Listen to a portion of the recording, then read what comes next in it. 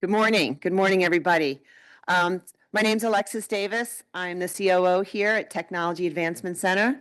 So glad to be seeing you all back for day number 2. Maybe you're here just for the first time, getting the second day of Defend the Airport. We really had a great day yesterday. 6 breakout sessions, 2 amazing panels, 2 great keynotes from Dr. Wanda Jones-Heath and Mr. Nick Anderson of CISA. So great happy hour, great networking. So glad that we're able to continue now on day 2. What we're going to see today in day 2 is we are going to have 2 panels. We will also have keynote. We had Mr. Garska, who's on the agenda, but he last minute could not make it this morning. So Mr. Ken Wang will be delivering his remarks in his place. But we have 2 panels that are fantastic, as well as the opportunity to have all 6 of our breakout session leaders get up here for about 20 minutes and convey to you what happened and what was accomplished, what were the takeaways of their sessions yesterday. So that's something that is really true to the collaborative nature of this event. So I hope that everyone will take advantage of really listening to that and then staying through to the end of the day for our town hall, which is going to be ending the day earlier, by 3 o'clock. So hopefully everybody can still stay through the rest of the day before they take off for what might be a long weekend for many of you. In case you weren't here yesterday, if for lunch, if you have a blue sticker, lunch is provided. If you don't, you can purchase lunch here, or I'm told we're going to have some food trucks in the area, which actually should be in our parking lot. So people at the front desk can answer any questions about the lunch. We have additional seating in the hallway across in the Vaughn. So you're welcome to be watching this live stream, but hopefully you'll be better suited sitting here and watching us all live. I think everyone has seen the restrooms are right behind the blue wall as soon as you came in. Anybody at the front desk can direct you accordingly. So, and if you need any kind of quiet place to take a phone call, also ask that accordingly and we can show you a good place. And lastly, I want to make sure that we thank our sponsors. Please make your way into the sponsor room. I'm glad that they were able to step up and make this possible to have these 2 days. We had a great networking happy hour in their area. We're thankful for them stepping up and not just providing the funding for these 2 days, but also being instrumental in providing the breakout sessions. So it's been a real treat having that true industry collaborative participation. And one other thing is when you do leave today, we would really appreciate it if you dropped your badges off at the front. Okay, so we're going to kick off the day with our CEO, Chris Hollifield, who's going to come on up here and give us some opening remarks. And by the end of that, if I could ask our first panel members as he's finishing remarks to go over there to get mic'd up. And right now, I'm going to turn it over to you, Chris.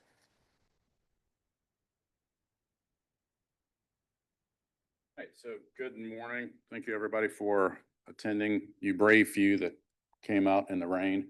So I've been told we've got over 300 now dialed in, right? Just shy of that? Okay, awesome. So thank you for joining us today. So just, if I can, just really quick show of hands, who's here on the industry side? All right, government. Awesome. And then academia?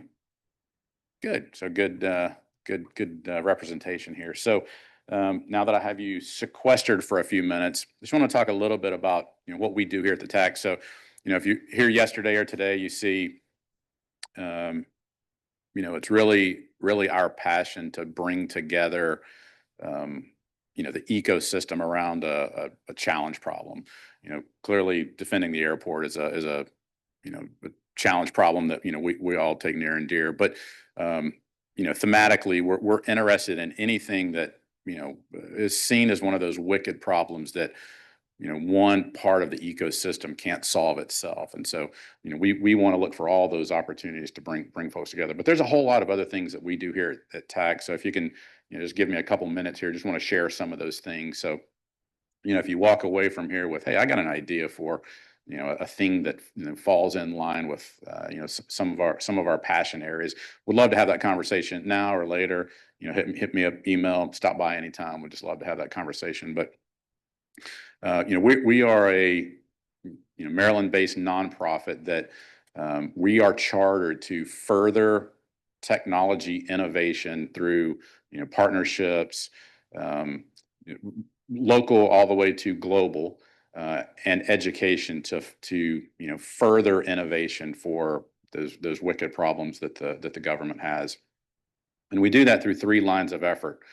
We train the workforce, we accelerate innovation, and then we connect the ecosystem. So just very quickly on the training side, you've probably heard it. If you were here yesterday, you see some of the signs. Our OT boot camp, is one of our big things that we do here. 5-day hands-on immersive training environment.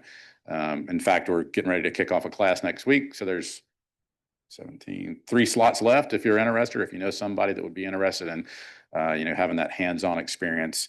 But we do those classes periodically, and we'll have more coming up. Super excited that we just were awarded a Maryland Lighthouse grant. Just got that, I guess, a couple weeks ago. So you're going to see us offering even more of those OT boot camp classes. So we're very much focused on critical infrastructure and how we can help the bridge that gap between all of the existing cybersecurity roles and then the workforce needed to fill them. So we want to be in that solution space. But any type of training, we take that very seriously. So if you have an idea for something that's needed out there, let's have that conversation. Whether it's a super unique, bespoke training offering that we can use our environments here, or whatever the requirement is, just we're in that space, so would love to have that conversation. So that's training the workforce. The really cool stuff that we do here is accelerating innovation. So what we know is that, and we've learned that to truly innovate, you have to have a group with a great idea. You got to give them resources and space to be able to iterate and then deliver that idea from ideation all the way to capability. And we want to be part of the solution there. So we do some pretty interesting things here on the innovation side, from our zero trust environment that we have here that we're assisting on the government side. Some pretty interesting edge work that we're doing with SOCOM. Any type of idea that's out there that we can be part of that solution and really accelerating innovation. That's where we want to be. And then finally, connecting the ecosystem. So events like this today, where we can, like I said, we can take one of those challenge problems and bring the best and the brightest of the ecosystem together to not just talk about the problem, but drive action, drive outcomes, so that we can tick the needle and move ourselves in a more positive way for the nation. So that's where we want to be in that space. So really easy to remember: train, accelerate, connect, TACT. It's in the name, so really easy to remember there, those 3 lines of effort. So happy that you're here to join us today, and very much looking forward to this next panel. Some good conversations yesterday as I dropped in. This particular panel, I think, is going to highlight some pretty interesting vulnerabilities as we look at kind of the dual military and civilian side of airfields. But I really want us to be able to focus on super interesting to talk the vulnerabilities and what are the things that keep folks up at night, but what's within the solution space, right? So what are the solutions for those gaps that exist? So I will try to draw that out of our panelists today, but I'm going to leave some time open for Q&A toward the end of it. So I would ask you guys to look at this as a nice murder board. So if we don't get the answers that we want, let's keep driving these panelists. And then I think they've all agreed that they'll stay a little bit later. So if we run out of time, let's please keep the conversation going, because once again, it's getting up talking about it. It's interesting, but really what's compelling is what we drive out of this, whether it's the relationships we built or the solutions that we drive. So thank you for attending today, and we'll go ahead and transition to the panel. All right. All right. So we'll kick this off. I think as we look at the timeline, saved about 3 minutes here. So try to run this through till about 9:10 or so, and then leave some time there for Q&A. So, be thinking about what your hard hitting questions are to really put these folks on the hot seat here. So, today's topic is, we see on the title is really kind of, the military airfield threat and vulnerabilities. Um, if you had a chance yesterday and you walked around, you see, our airfield back there, that was purpose built. Um, I won't call it a digital twin, but it was, it's supposed to replicate Honolulu Airport, and that was purposeful to make sure that, we looked at kind of that intersection between military and civilian. There's clearly the dependencies between both sides, and we wanted to be able to have that environment so that, you can look at those dependencies. It'd be really easy for us, I think, to, you know, go really deep on the cyber side, but once again, it's, as we had our prep session for this, it's clear that there's so many connected interdependencies, both, military and civilian side, but also, the cyber side with the physical side, with the insider threat, that you can't really talk one without, addressing, how they're all connected. So that's a part of what we want to kind of draw out today. Some I think some nuanced discussions around each, but really, try to find that sweet spot between, the threats, but then where those connections and interdependencies are. So we'll try to draw that out today. So, super excited. I don't. Let's see. Yeah. So this is the first time physically meeting all the panelists here. We had some great virtual discussions. So super delighted to be here with the group here today. So we've got Tanya Ortiz, Division Chief, Mission Support, DoD Cybercrime Center, DC3, here representing today. We've got David Rodsky, Special Agent, FBI, Baltimore, Washington, Thurgood Marshall Airport. Jeff Hartman here to my immediate left, Lieutenant Colonel, still DOOSS for another day, AMC, and then delighted to have Jay Kerrigan, TSA liaison to DOT. So I think you have a unique group here that has insights, once again, not just kind of down and in, but enough breadth and understanding that we can really draw out some of those interdependencies. So with that, I'm gonna kick it off, and I guess I get to decide where I go first here. So the first question is, and I'm gonna start all the way on the end. Let's just start on the end and work our way in. So I guess that you get to listen to everybody and then see if you can come up with something clever. That's fine. Yeah. Okay. So a real simple question. So what's the thing or a couple things that really keep you up at night when you think about vulnerabilities to airports? What's the thing that just has you shaking because they're not looking at it, we're resource constrained, but it is a huge threat. Just kind of what's your perspective there? For me personally, I think I'm erring more on the OT side of things, because we have been so focused on the IT for so long, that it is a field, as you all know, we're trying to build out the training for.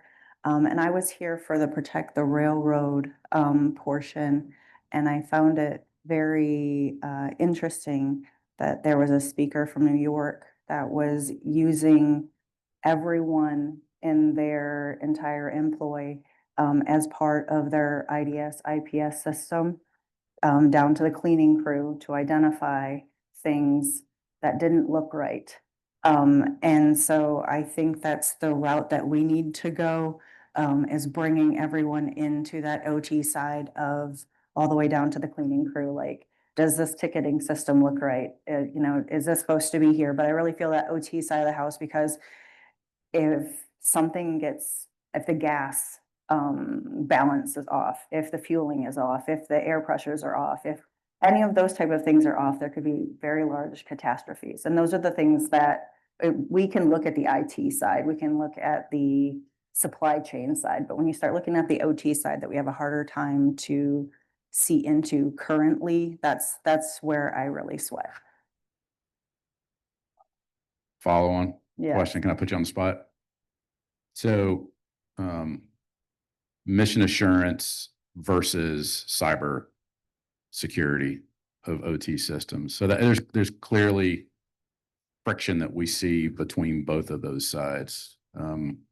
You know, do you have a take as you've seen it from your perspective, which which takes a part? And you can't say both necessarily. Say both, I understand. Yeah.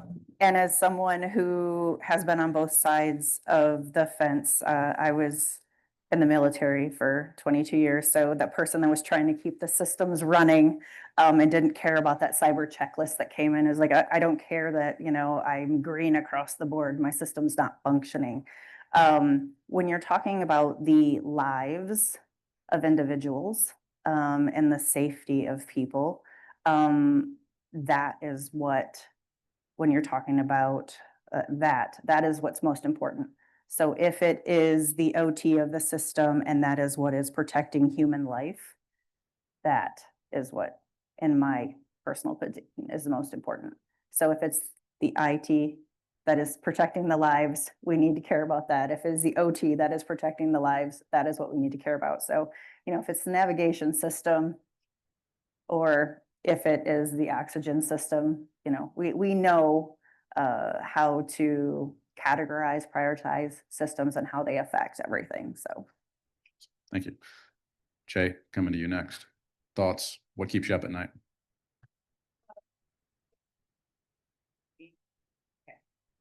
I'm with TSA, and that means there's a lot that keeps me up at night. And so I'm not necessarily the cyber person in the group, and I'm not necessarily the military expert in the group, right? So we're responsible, obviously, for looking at threats to aviation from more of a civilian aviation perspective, right? But certainly the threats that we're concerned about are the airfield, both here and internationally.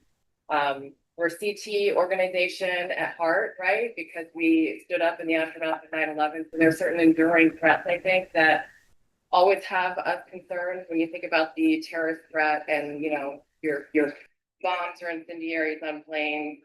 Terrorists don't go away, right? As well as we have done collectively in our counterterrorism operation, they're still out there and they circle back around and they tend to take a look at, like, you know, tactics that have worked in the past. And for whatever reason, no matter what flavor of terrorist you are, taking down a plane is like the crown jewel of what they want to achieve. Kind of checks all the boxes for them. So that is an enduring risk for us to be concerned about, and we kind of keep our finger on the pulse. But we've definitely seen a transition over the last 10 years. And even though we do have to focus on terrorism, we are mandated to be responsible for all threats to transportation, certainly aviation, right? So whether that's in the physical space or the cyberspace, we take a look at that.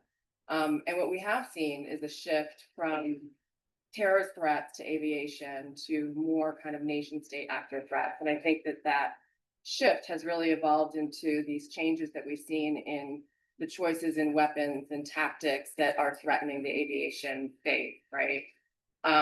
So, and from an airport perspective, certainly we are concerned on the public side of the airport with bombs and small arms attacks and those types of things, sort of that traditional terrorist attack vector.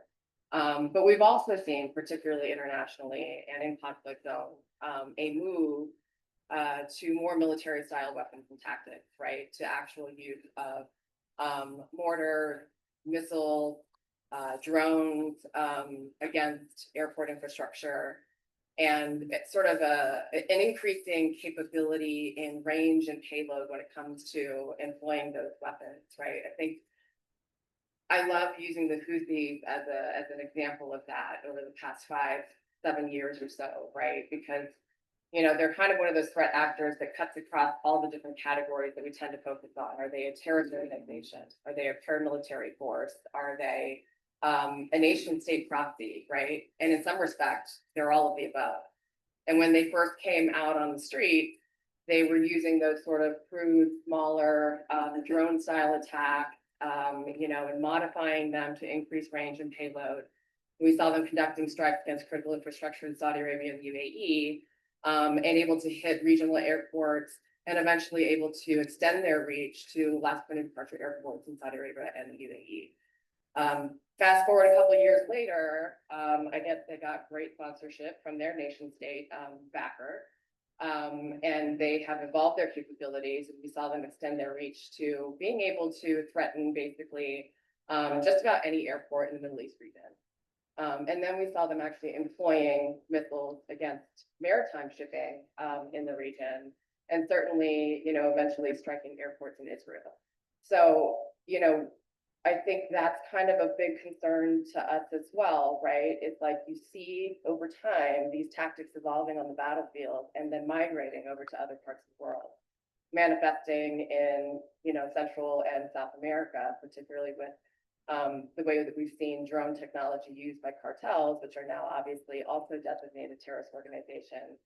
And I think yesterday we talked about how it's just a matter of time before people who want to do harm find that drones are much more accessible here within the United States, easier to modify and potentially employ. And certainly we saw a real world use case of that when the FBI made arrests over this past weekend.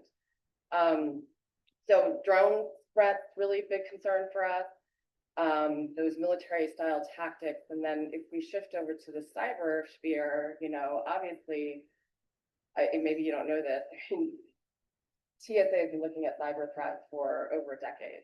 And we've been conveying our concerns with regards to the cyber threats to our friends like Chris Bidwell. But really looking at cyber from, at the time, an espionage perspective, we don't think they're targeting us yet. They're maybe doing some contingency planning. And the question we would always get from our private industry partners is like, okay, but the contingency planning, when might they employ that?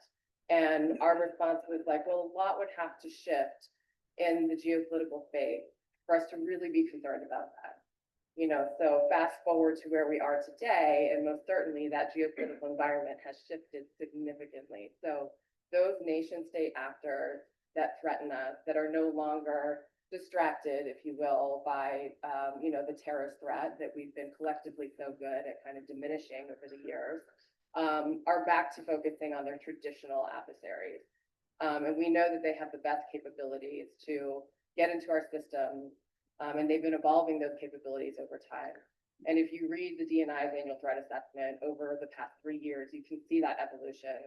The latest one really talking about their capabilities to reposition on our networks in order to conduct disruptive and destructive attacks at any point in time.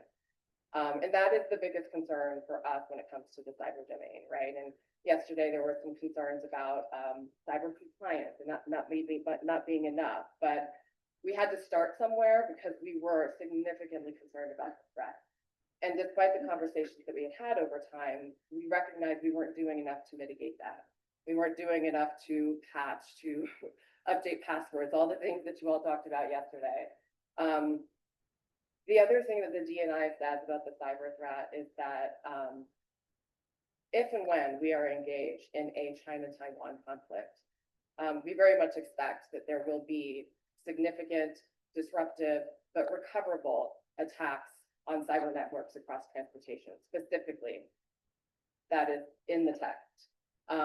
So that is another thing that keeps me up, right? Have we done enough in the past 5 years? Are we doing enough now in the next 2 years, or however that long it takes, to get to whatever the conflict may look like in the future, to make sure that we are actually recoverable?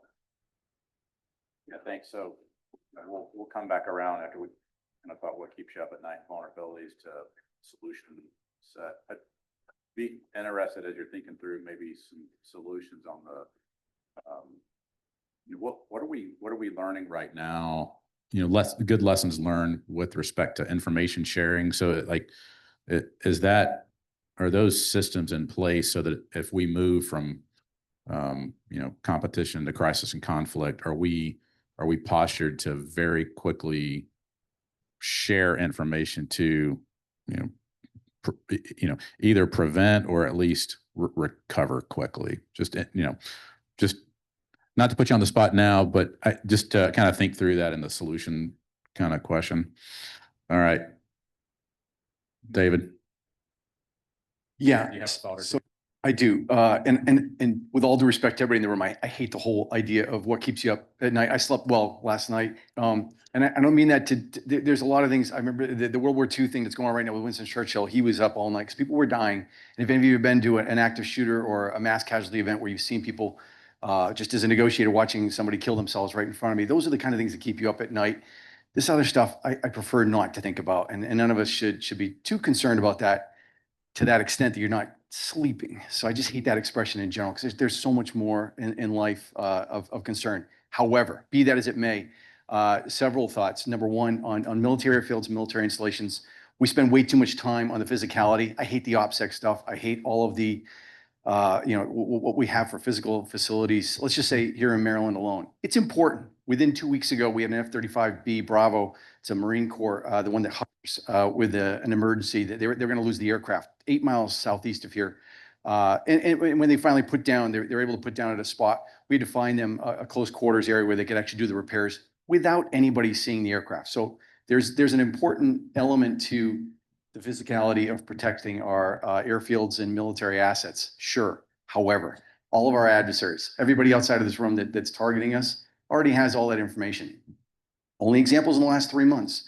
I learned this when I got the call for the NSA Bahrain evacuation. I'm like, NSA's got a facility in Bahrain. Like I thought I knew NSA. Naval Support Activity, Fifth Fleet. They're evacuating 6,000 total Americans in their dependents because of the highly accurate information that they had of our facilities in Bahrain. They were able to target. The Iranians were able to target. And it doesn't matter where. Again, just focusing on the last 3 months. I'm not going to go back anywhere. No matter what I say today, it's all going to be within the last few months because that's how big some of these issues are. The gentleman targeting NSF Thermont, Camp David, with a drone, charged him for flying over. I get these all the time where people are flying drones over our facilities. Not a big deal. It's not important. They'll get much more highly accurate information. China being the biggest one from their satellite imagery and whatnot. They're not going to get much more from flying a drone, and nobody's using it for collection. It's just not an option. The guy at Camp David, by the way, was just literally the military version of a train nut or a plane spotter, those kind of folks. Meant no harm, posting his stuff to YouTube. He was quite proud.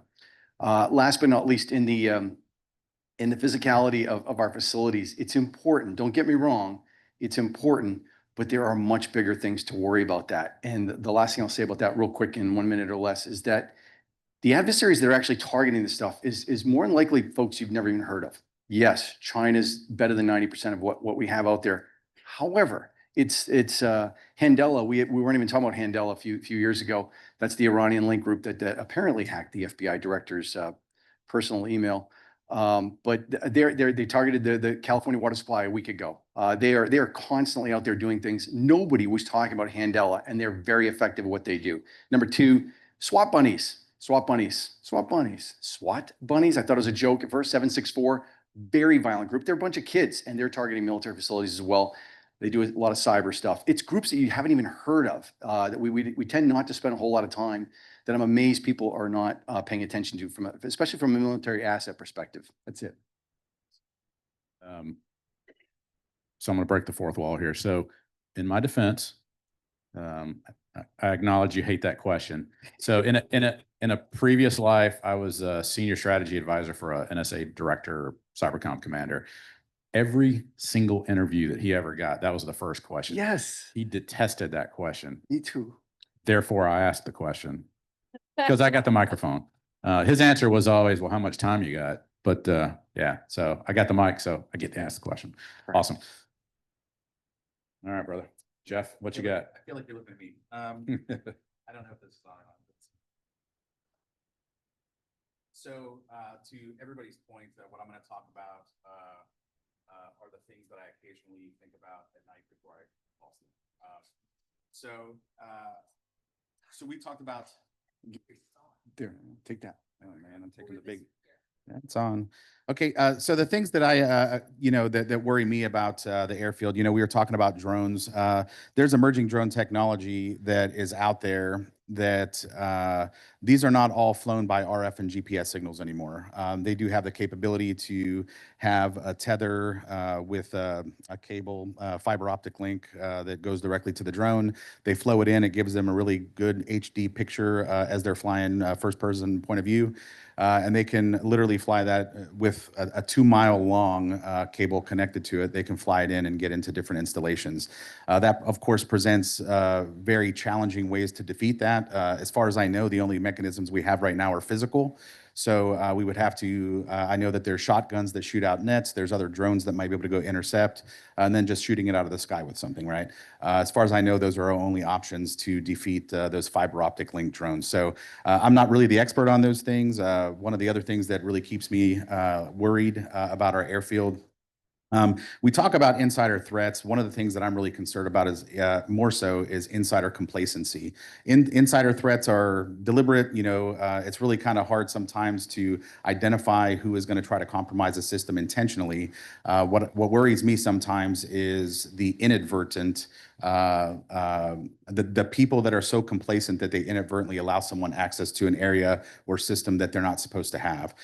So I've had the opportunity to participate in some vulnerability assessments of different airports, and it amazes me how many times and how common it is for these professional airfield assessors that will go to an airport and just kind of blend right in with the shift change personnel in the middle of the night. And they just piggyback right onto the airfield. So they're walking through a gate that's got a cipher lock on it, which I think is a problem in itself. I don't think we should be using cipher locks on airfield access gates, but they just hold the door open for them. Like they literally hold the door open for these individuals to gain access to our airfield environment. That bothers me. There's a lot of different things that have come out of some of these airfield vulnerability assessments that is concerning, but that's what keeps me up at night because I've seen the assessors get onto an airfield. They were able to gain access to critical airfield systems. In particular, this was an ILS shelter.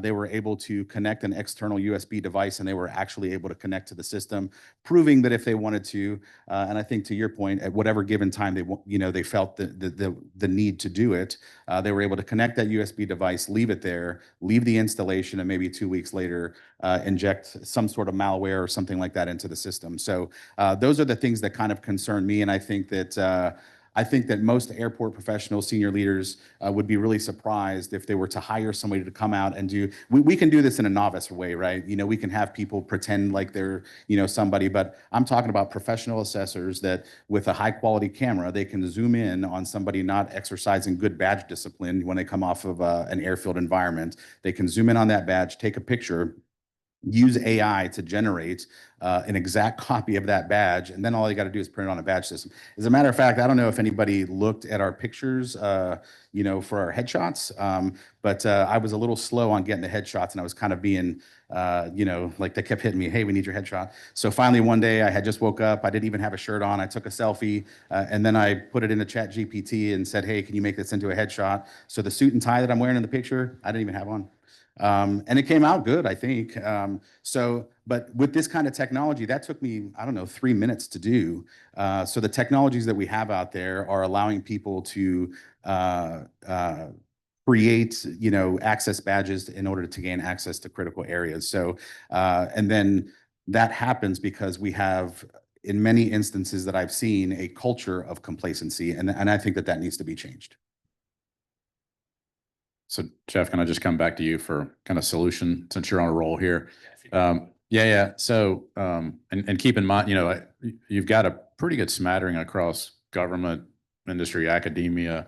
So as you think through the solution set, are there kind of charge to the audience here, where they can be part of the solution here?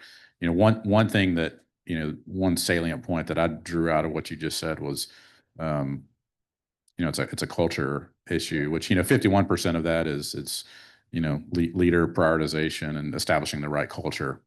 But just interested in your thoughts, for the group here, where they can kind of be part of the solution here. Well, I have a couple of different thoughts. I mean, there are some low cost, no cost ways to attack this problem, right? First of all, you have to understand what the vulnerabilities are. So I know that there is a cost to hire, a professional team to come out and do an assessment of your vulnerabilities on your airfield. But that cost is worth it because it's going to let you know where your vulnerabilities actually lie. Once you know where your vulnerabilities are, that's when you move into the low cost, no cost things. You can develop your own drills, your own exercises, training plans, things like that to bring the vulnerabilities to the forefront of the people's minds that work in and around the airfield environment. One of the things that I've seen with the airfield assessments is that oftentimes the results of that assessment are held at a classified level. So they never make it into training plans. Commanders talk about changing culture, senior leaders talk about changing culture, but I think that the outbrief is oftentimes the end of it, right?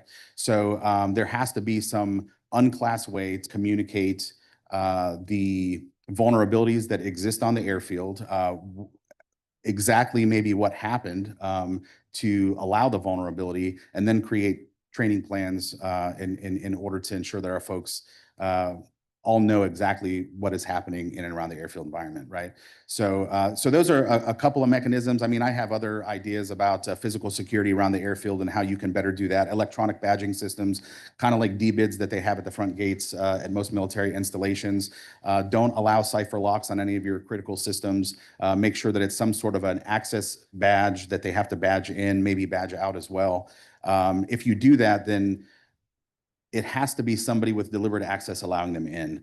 But you also, again, the piggybacking, that's a human factor. I think that most people assume positive intentions when they see somebody that looks like they belong. And then I think, to your point, I think that people are oftentimes looking for something that looks different, whether it's on a cyber document or not. My concern are the things that look the same. If somebody looks like they belong and you assume positive intentions, of course they do. So I'm going to go ahead and hold the door open for them. The electronic badging doesn't help that. So turnstiles, at maybe airport access areas to where you have to badge one at a time. The turnstile will only allow one person through at a time. Everybody has to do the badge themselves. So those kinds of things are proactive measures that I think that we can take. Of course, there's costs involved in some of those things, but again, training, education, I think is the deliberate, no cost, low cost method, but you have to figure out what the vulnerabilities are first. David? If I took you all, including the 300 folks that are online with me for just one particular element of my job, it would be an insider. I'm so glad you brought up the insider. It'd be an interview of an insider. The amount of folks that I have arrested, indicted, charged, who have TSSCI level clearances, they don't give a crap about this country or anything like that. Their motivations are all different. You put them into categories. It's all over the map. My first ever arrest as an FBI agent was a coworker. The amount of coworkers I have arrested that have indicted, the insiders, almost across the board, no matter what all these catchphrases, people, the robust, duplicate, backstop, it doesn't matter. Every time you see a compromised system anywhere, or somebody that's hacked or taken control of a hospital, they got in through an insider.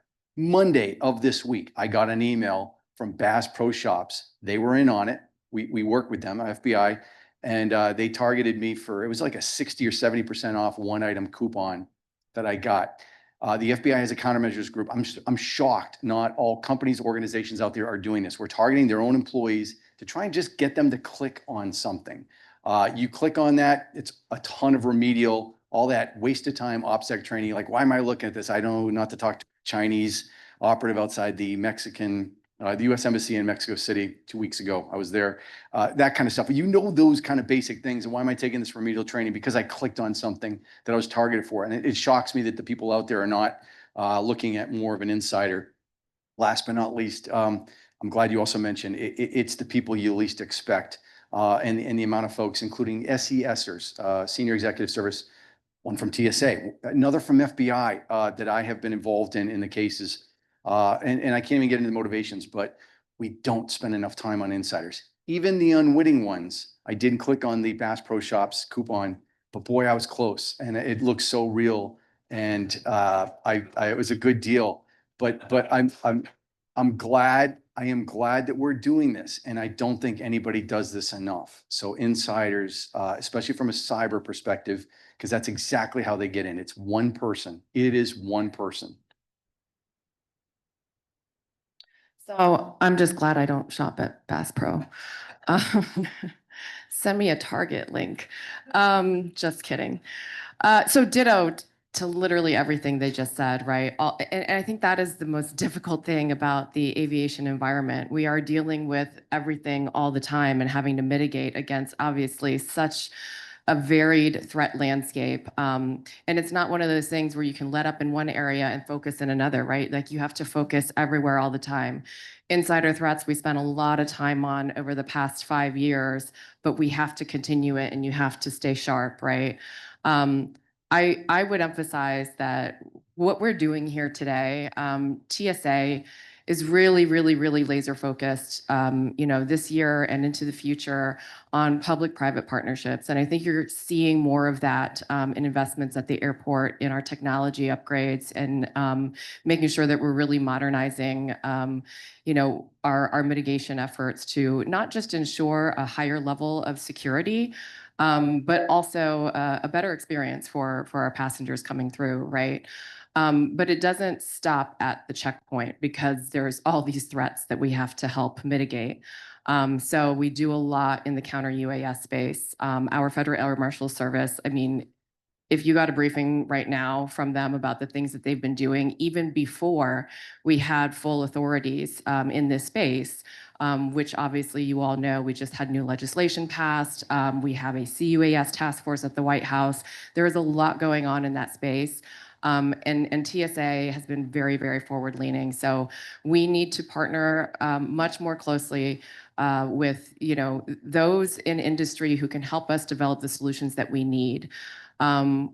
It is very challenging in the UAS space to, come up with the tools and the solutions that we need to identify and monitor and gain situational awareness of low altitude drone operations, what's flying in the sky at any time, and how can I discern which is compliant and which is non-compliant, right? Because the last thing I want to do is employ a counter UAS system and take down the wrong aircraft.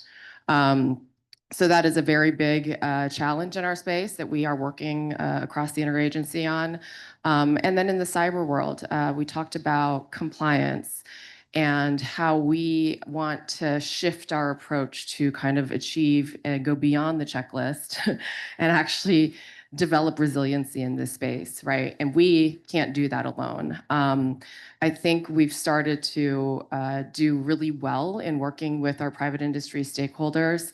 It's kind of weird probably to hear the regulators say, oh, no, we're going to move away from compliance. There's always going to be a compliance aspect, right?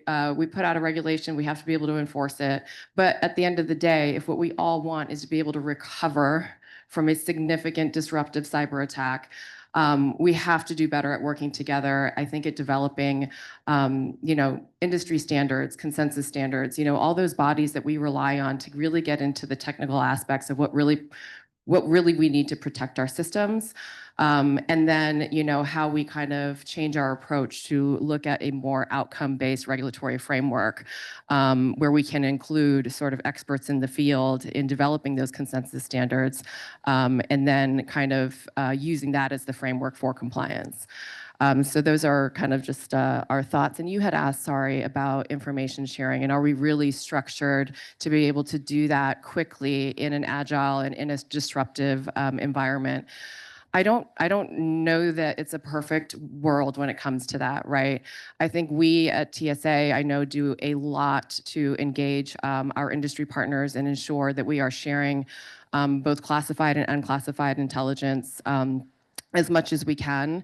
We have brought our industry partners in and provided them with one-time read-ins and intelligence information when it is actually relevant, because we recognize that we don't have the answers. They know their operations, their systems, their architecture better than we do. And so to come up with the right solutions when we're actually dealing with real world threats, we need their input and we need to come up with those solutions together. And the more that we can partner in that way, I think the better off we will be as a nation. And so we need to continue, I think, again, that public-private partnership to develop the right solutions in this very, very complex environment. Tanya? So actually, that's a perfect place for me to jump in. So at the DoD Cybercrime Center, the directorate that I work in specifically, DICE, DCISE, not DCISE, we actually work with the DIB. And that's all the way down the supply chain. So, first was, know your supply chain, and your subs. And secondly, join our program. Our program is about information sharing. So we take all the information that you provide us from a voluntary standpoint, so not the mandatory reporting that you would submit if there is a incident that occurs on your network that you have to, by statutory mandate, report. But hey, something happened that wasn't successful, but I think we should talk to somebody about this. You provide that information to us. We share that out. It's obfuscated. So it doesn't say that, Bob's Bag of Bolts told us that this happened. But we share that with all the other companies that are in our partnership. So they can take a look and go, hey, oh, that happened on my network and it was successful. Let me take a look. And we share all that information. So it's waters rise all boats. And so we have that group, and then we have meetings, we have technical exchanges, we have webinars, we have regional partner exchanges. And we can set up what we kind of like to call like play dates. If you're having a problem, we can reach out to the partnership and go, hey, we have another company that's having the same issue. Would you mind talking to them about it? So that is our information sharing capability. We also have really strong relationships and LNOs with other agencies across the government. So if for some reason you don't want to join our partnership or can't join our partnership, but there is a better agency to get you in contact with, or they might have a better program for you, we can set that up. So you can always reach out to DC3 and we'll answer the RFI for you and get you the information that you need. And again, we can do one-time read-ins, or if you have classification capabilities, we have set up SVTCs with DCSA or other agencies to do briefings over SVTC. So we are all about information sharing as much as we can with our partners, UARCs, and those in the defense industrial base. So from a solution standpoint, please reach out, join the partnership with us so we can share as much information with you as possible, and from other DIB partners. We just look forward to hearing from you and events like this. So Can I maybe, Chris, and panel, can I introduce maybe a question from our online folks? Okay. So really quick, so if there's an interest in doing a aviation themed play date kind of thing, if that's something, like as you're looking at different sectors and themes, if there's interest, let's talk that maybe in the future, if that's a thing. Yeah. Awesome. All right. I'm going to ask one of the questions and then I have two here online. First one,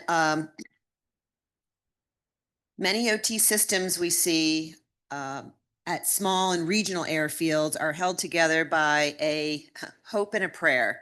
What is the strategy on the horizon for addressing supply chain challenges to replacing these non-redundant legacy systems before they fail?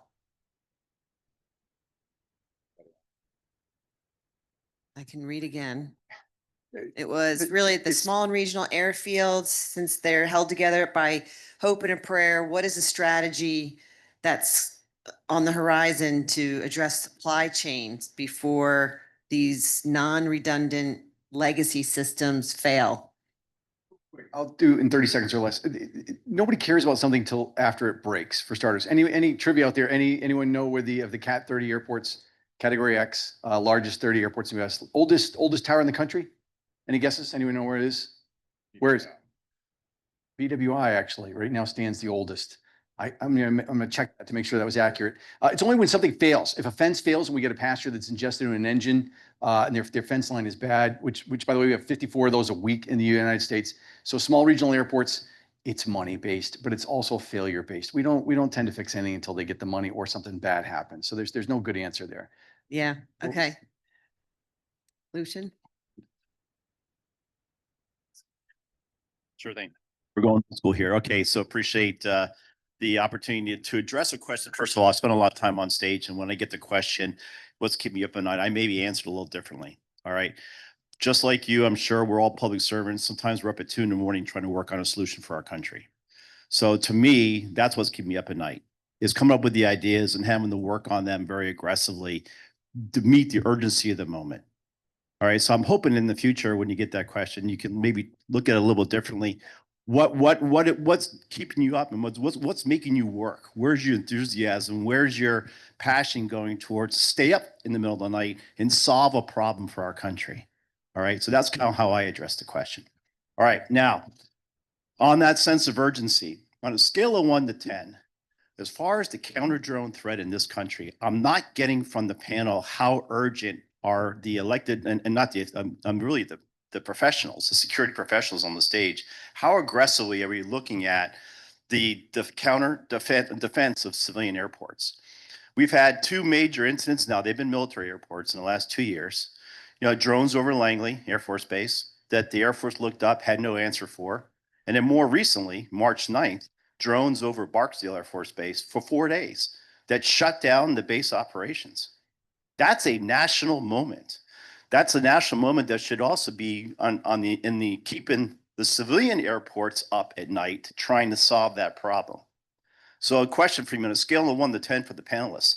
How are you looking at what happened at Barksdale on March 9th? In the middle of a war, because remember, we've also had military airfields been damaged and destroyed in the Middle East. How are the national security leaders really looking at what happened at Barksdale, what can happen to a civilian airfield, and how are we coordinating how to counter that? And maybe a scale of 1 to 10 on the urgency. Yeah, I'll take that. It is exceptionally urgent. You know, scale of 1 to 10, 10, 9, 10, somewhere in there. If somehow we have conveyed that there is no sense of urgency when it comes to the drone threat here domestically, that is absolutely not the case. And I will say I've been really impressed with the current administration's leadership in that regard, right? There are 2 executive orders on the street that came out, and finally new legislation that has extended authorities for counter UAS, right? So that is something that we have been working on for years that we finally got over the finish line. The executive order for, you know, drone dominance and airspace sovereignty, right? Like those are what are driving the CUAS task force right now to ensure that we are equipping and training our law enforcement, both at the federal level and at the local level, and giving them the tools that they need to counter the UAS threat. And you know, it's not like those incidents happen and we don't take a look at them, right? There are forensics after every single incident like that occurs. And that's one of the most recent ones. There have been more. And we come together as an interagency and we are actively working on how to resolve that, right? But again, I go back to the fact that we do need help in this space. We work very closely with, you know, technology and vendor providers to figure out how we can best identify the UAS, the friend from foe, and leverage the technologies that are going to help us develop the solutions, right? We're doing testing daily. The FAA has test beds. We have test beds. We partner with DoD to test our equipment. And I think you even mentioned, you know, there's a lot of different drones out there, right? There's RF, there's GPS, there's things that don't even rely on that anymore. There's homemade drones. You mentioned that the other day. So it is a complex problem set, and we are absolutely laser focused on trying to figure out how to solve it.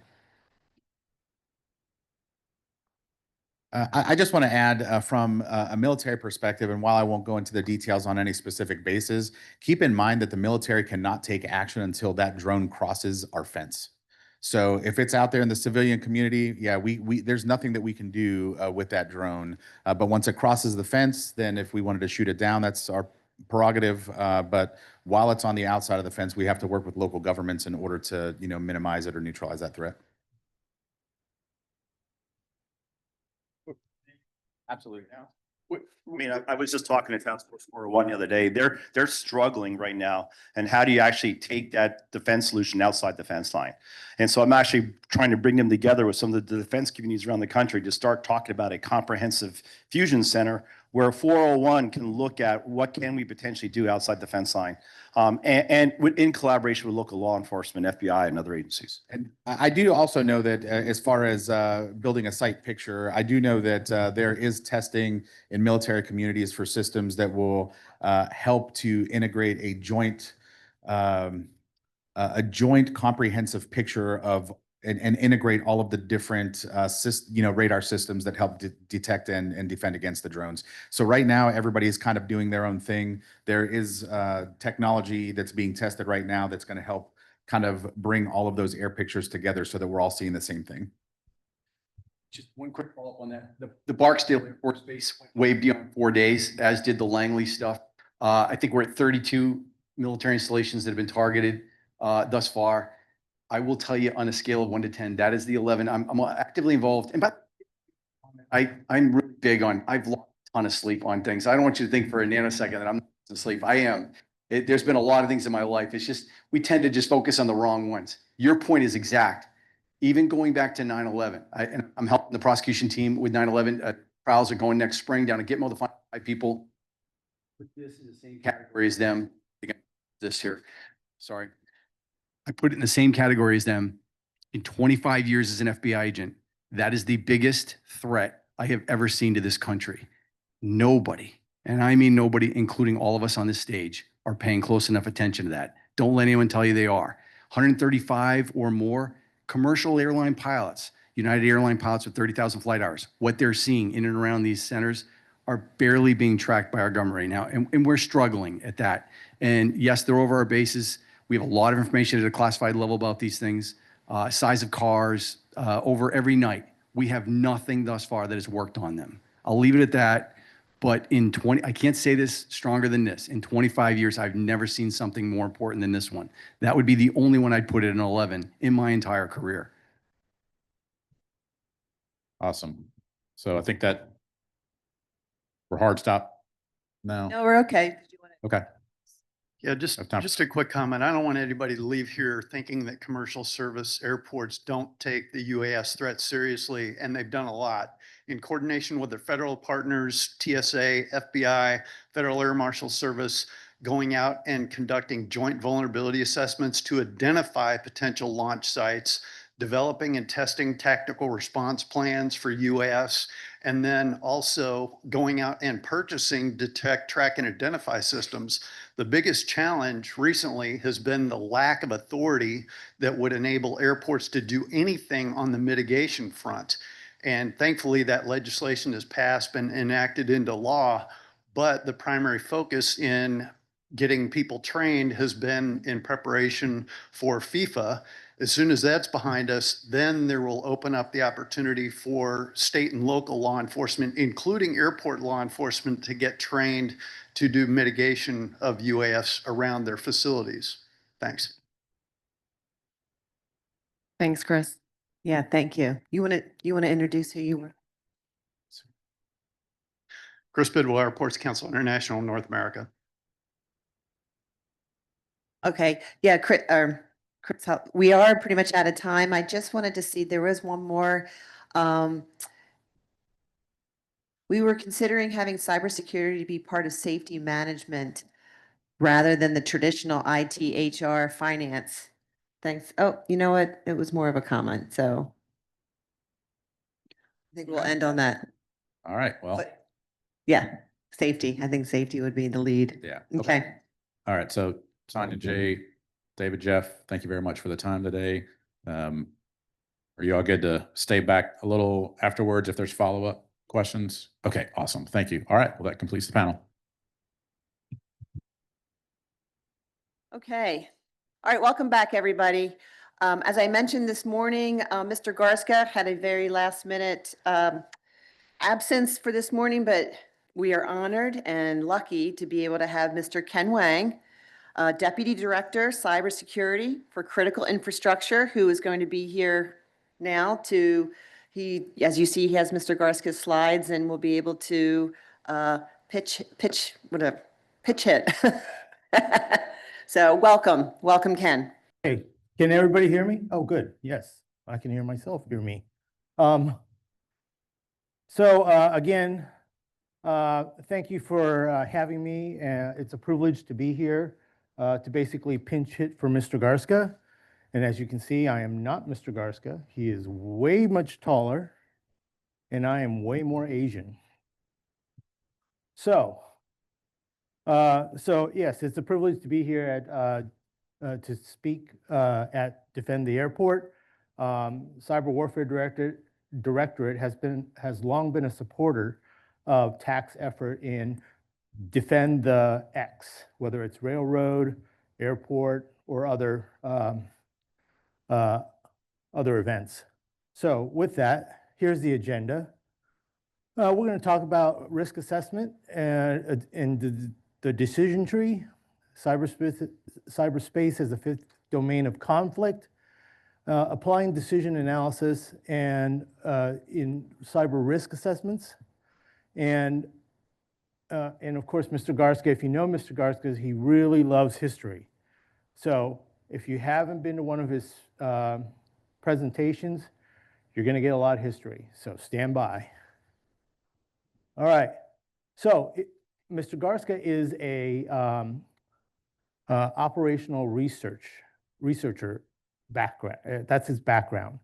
He went to Stanford and got his master's in the economics of engineering systems. And the biggest part of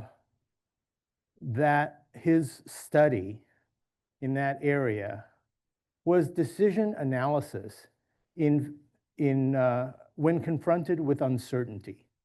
So this is a very simplified decision tree that is used in the analysis. So in this case, you ask yourself, do you believe cyber threat is real or it's a hoax? If it's real, then obviously you're going to have to do something about it. Is it lethal to my terrain? Is it not lethal? And you work through this ultimately to get to the end. Am I going to put money to cyber harden and make resilient my systems? Right? Am I going to invest in cybersecurity? Or do I accept the risk and invest for the future? Right? So this is a simplified decision tree. Obviously, when a company or a government organization is faced with this, it is obviously more complicated. But again, this is illustrative to kind of walk through that decision analysis. Okay, cybersecurity as an element of national security. As you know, the administration has put out the cyber strategy for America. And where we hang our hat is pillar 4, secure critical infrastructure.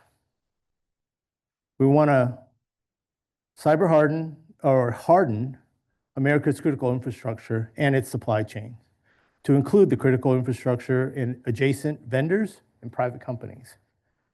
Over on the cyber elements of national defense strategy, it also specifically cites formidable cyber defenses and also bordering cyber defenses for military and certain civilian targets.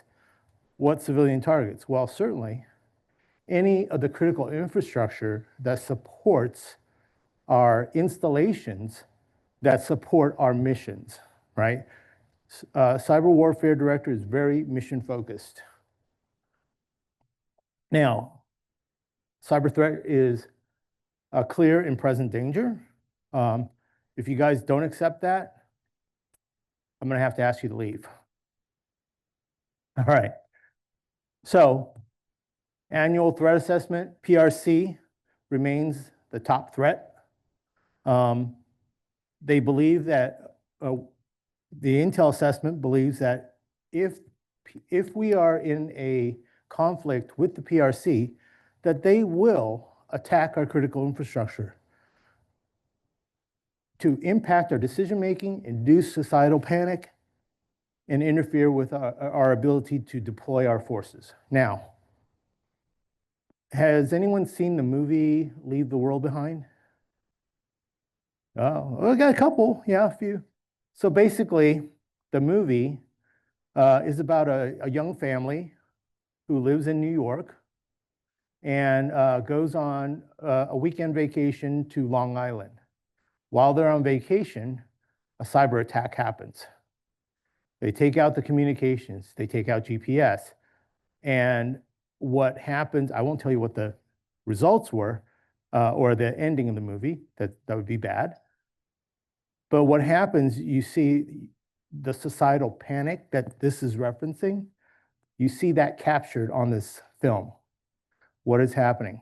They basically took all those self-drive, the adversary, which remains nameless, took, for instance, all this self-driving Teslas and basically crashed them on the bridge and basically cut off a line of communications, a line of transport, right?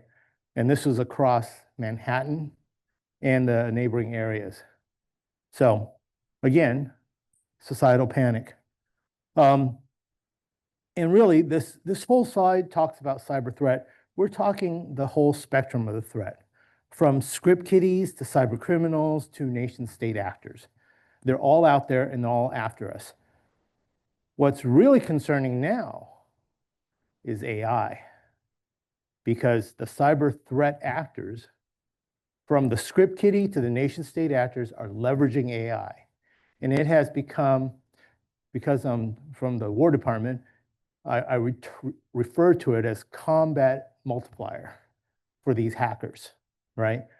The AI has enabled them to basically increase their the threat, because it increases their capability and ability to get into our systems. So, I mean, who is it? Earlier in the panel, someone was talking about script kiddies going after military targets. Does anyone remember that? I think it was the gentleman, Mr. Rodsky from the FBI. I think he was the one that mentioned that. Absolutely true. And with AI, they're able to do it much more effectively. Here's a snapshot from an OD&I publication 2 years ago. These are all the, not necessarily all. This is an attack on critical infrastructure in the United States from Iran-affiliated or pro-Russian hackers. And they attacked all the different sectors. So cyber avengers and pro-Russian activists. From the water utilities to power to, or energy, to healthcare, many sectors were hit. That was 2 years ago. So think of what's been happening now. Okay. Mr. Garska loves this slide. I don't like it, to be honest with you. It's very complicated, but essentially what it's saying is that no longer are the cyber forces, engaging cyber forces, isolated from kinetic forces. Now you're crossing boundaries from kinetic to non-kinetic to cyber and affecting across these domains now. Does that make sense? Okay. I think that's a better way than trying to explain each block. Okay. Cyberspace is a contested domain. Again, we're looking at the advanced tier 4 cyber actors to the nascent, as we called, script kiddies, right? And all of these are the script kiddies to criminal actors to moderate and highly capable cyber threat actors. They're backed by funding from various sources. And you can see the ability and intent and I don't want to say sponsorship, but the resourcing that these organizations have are increasingly basically getting larger. They're getting more and more resources because it's basically a hacktivist or hacker for hire. So we have to be able to operate in that environment. We have to understand that not only are we there, but our adversaries are there. Script kiddies are there. Criminals are there. And we have to recognize and honor those threats. Okay, here's the history lesson. All right, some of you may have seen this before. So it's kind of a parallel because we're talking cyber as the fifth domain of conflict, right? So Sherman set the Wayback Machine for 1930s, 40s era, right? So this is an image from the Army-Navy program book for the Army-Navy game on November 29th, 1941. Right here is the caption. This is the caption. A bow on view of the USS Arizona as she plows into a huge swell. It is significant that despite claims of air enthusiasts, no battleship has yet been sunk by bombs. Okay? What happened a week later? December 7th, 1941, Pearl Harbor. The Arizona, obviously, everyone knows the Arizona itself was sunk. So what we're seeing kind of parallels that. What we're seeing with cyber as the fifth domain parallels what's happening here. And so what we have here is the construction with the keel was laid in 1914 for the Arizona. What was the threat of air power back then? Yeah, not much. Way down here. You know, we're talking like Wright brothers era. The planes could barely carry their pilots, much less any ordnance. So as we move along, though, 3 years later, the Royal Navy commissioned its first aircraft carrier, and it had biplanes carrying torpedoes. And then we move into 1921. Billy Mitchell conducted a demonstration of air power against maritime targets. Then both the US and Japan commissioned their first carriers, their second carriers. Japan had their third carrier. And Japan actually conducted a strike against Shanghai from their aircraft carriers. And then, as you can see, the progression of the aircraft carrier development. And then as a point of reference, 1940, the British bombed the Italian Navy and took out 3 battleships, 1 heavy cruiser, and 2 destroyers with air power. Well, guess who was paying attention to that? Certainly the Japanese. And they thought, wow, wouldn't it be awesome if we could just completely tank the US fleet in the Pacific while they're sitting in port in Pearl Harbor? Boom, a year later, we had Pearl Harbor. And there's been some decisions, and we're going to go through some of these decision trees that essentially contributed to what happened at Pearl Harbor, right? If certain decisions were different, the outcomes may have changed. And this relates to how we are looking at cyber. Trust me, I'll get there. I'll get there. All right. So 1941, Secretary of the Navy, Frank Knox, basically told the Secretary of War at the time, based on the current geopolitical situation, if a war happens with Japan, there's possibility that the hostilities would be initiated by a surprise attack upon the fleet or the naval base at Pearl Harbor. He told the Secretary of War in January of 1941, and he prioritized his risks, what he thought were the threats to the Navy: air bombing, air torpedo, sabotage, submarine, mining, bombardment. But 1 and 2. And what are they? This is how they were talking in the building, a few miles south of here. Did that translate out to Hawaii? No, not really. Because their view of the risk was different. Because the dotted line indicates what at the time the perceived risks were. So the perceived risk of air power to surface combatants was here.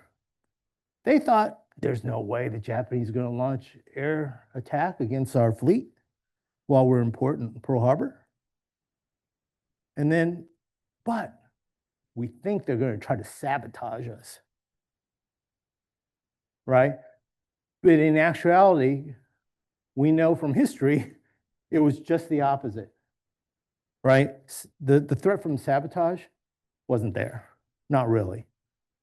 But the threat to air, from air attacks, certainly was there. And the interesting thing is, I don't want to get ahead on the, here we go. So General Short, who is the commander, Hawaii Department commander, basically had 2 Army divisions, 20,000 soldiers, and 6,000 airmen. And they had several alert packages. So you had alert 1 was sabotage, alert 2 was air attack, alert 3 was invasion, right? So they believed that at the time, sabotage was the most important. So they had their thing, they had their force protection essentially set up for sabotage. So they clustered all the aircraft at like Wheeler Air Force Airfield, Army Airfield, and then brought in the soldiers to protect the aircraft. Well, against an air bombing attack, we all know what happened. Oh, they're all clustered, easy target, boom, right? So that's, essentially their decision tree was broken because they made incorrect assumptions in the face of uncertainty. Okay? Oh, look, and here's the decision tree. And this is a decision tree for the admiral that was in charge at Pearl Harbor. Admiral Richardson assumed that US torpedoes that wouldn't work in Pearl Harbor. So when he looked at his decision tree, is the threat of torpedoes real or it's a hoax? It's real. Is it lethal in Pearl Harbor? He said no. Why did he? So because he said no, he didn't go up this decision tree to deploy torpedo nets, because torpedo nets would have stopped the torpedoes from hitting the Arizona, for example. This is the key one here. What Admiral Richardson did was he projected his own experience and his own knowledge on the Japanese. He said, well, shoot, US torpedoes are not going to work in Pearl Harbor because Pearl Harbor is too shallow. That's not going to work. So therefore, the Japanese torpedoes won't work in Pearl Harbor either. Unfortunately, the Japanese torpedoes, the Japanese made modifications to their torpedoes so that they would work in shallow water and was able to be deployed and used in the constraints of Pearl Harbor itself, leading to obviously sinking and the destruction of a good portion of the Pacific Fleet. Now, I'm going to bring you from the past closer to, well, it's still the past, just not as far, right? Now we're in the 80s, right? This is Mr. Garska. He was actually involved with Millstar. He was a young junior officer out in the LA Air Force Base, the Space Systems Command, I think it's the Air Force Base or Space Force Systems Command. And he was part of the MILSTAR program. Again, what was the threat of cyber actors to satellites back in 1981? Well, I mean, not that great, right? So this was a development. The first satellite went up in 1994. Again, the threat was still low. Who's going to hack a satellite? No. Then in 2009, NASA satellites started getting hacked. And then, as you can see, the capability of cyber actors quickly went up. And soon, of course, remember, when it was launched, the original lifespan for the satellite was 10 years. So 1994, 2004, 27 years after the program was developed, we started seeing satellites being tagged.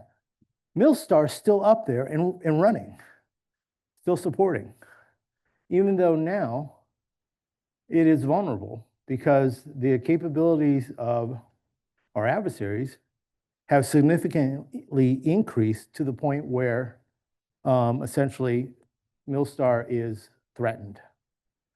And I'll leave it at that. And that includes our global positioning systems, GPS. Okay, so that was kind of the history. And, oh, I'm sorry, I'll go back one. Does this curve look familiar? Looks an awful lot like the battleship curve, right? So the battleship curve was the new domain of conflict was air. The new domain of conflict for this one is cyber. So you're seeing that basically that S curve hitting us in the late 2010s, right? Okay, so Cyber Warfare Directorate. This is how we look at cyber risk emission. This is the NIST 839 kind of strategic risk. We translated this to a Department of War version where we look at the mission stack. And this is the lens on which we use to look at it. All of these things, the organizations like the COCOMs have missions. Those missions are supported or conducted with weapon systems and platforms. And those weapon systems and platforms are basically interconnected through the fabric of the DoW networks. And then everything above is supported by installation critical infrastructure or DoD-owned critical infrastructure, supported by commercial critical infrastructure. So again, non-DoD-owned critical infrastructure. Stuff outside the wire, right? That's the lens. Everything down here supports everything above. Everything above depends on everything below.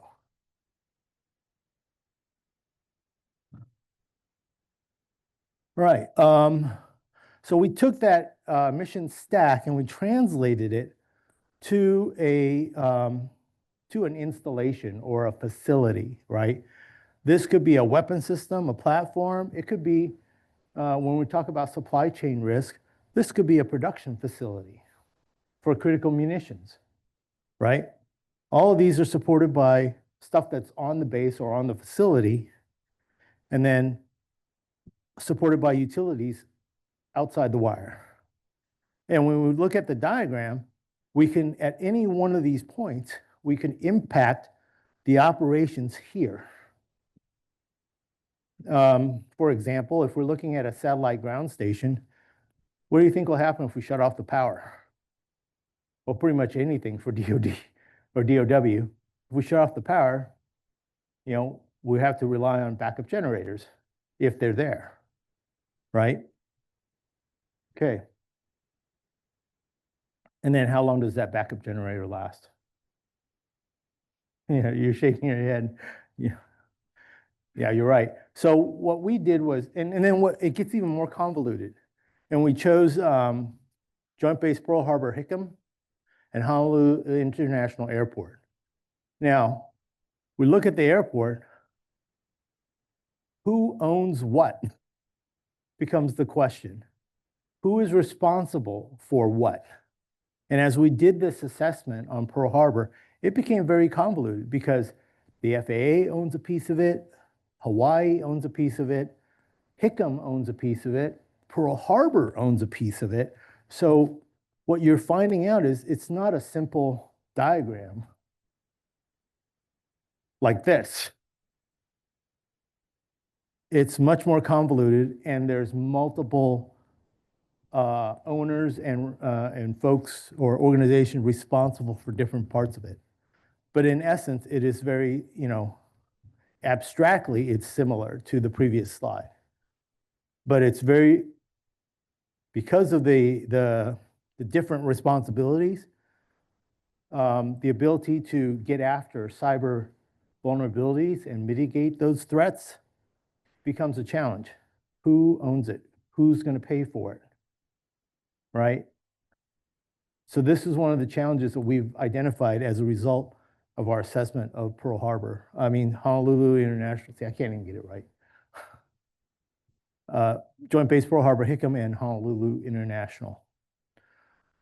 Okay, now, when we assess cyber risk to mission, we also have to be able to explain it to senior leadership.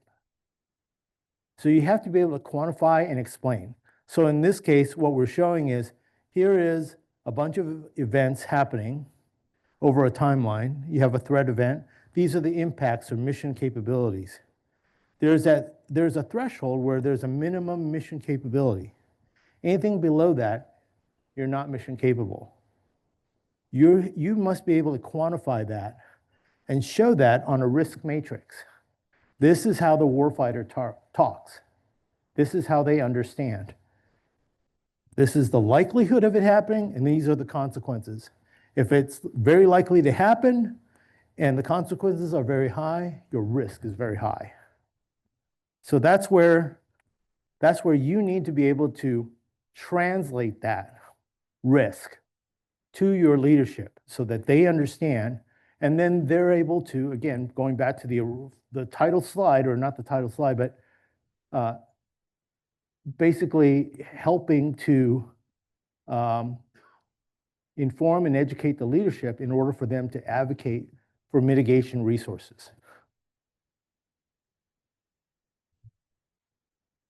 All right, and here's some real world examples. I'll start with the blocks in blue, which are basically blue on blue engagements, where in this case it was bad management, bad configuration management, a bad update. So this one, everyone's heard of, the CrowdStrike, right? They did the software update and then everything went blue. Sorry, I don't know. Has anyone done that in a briefing?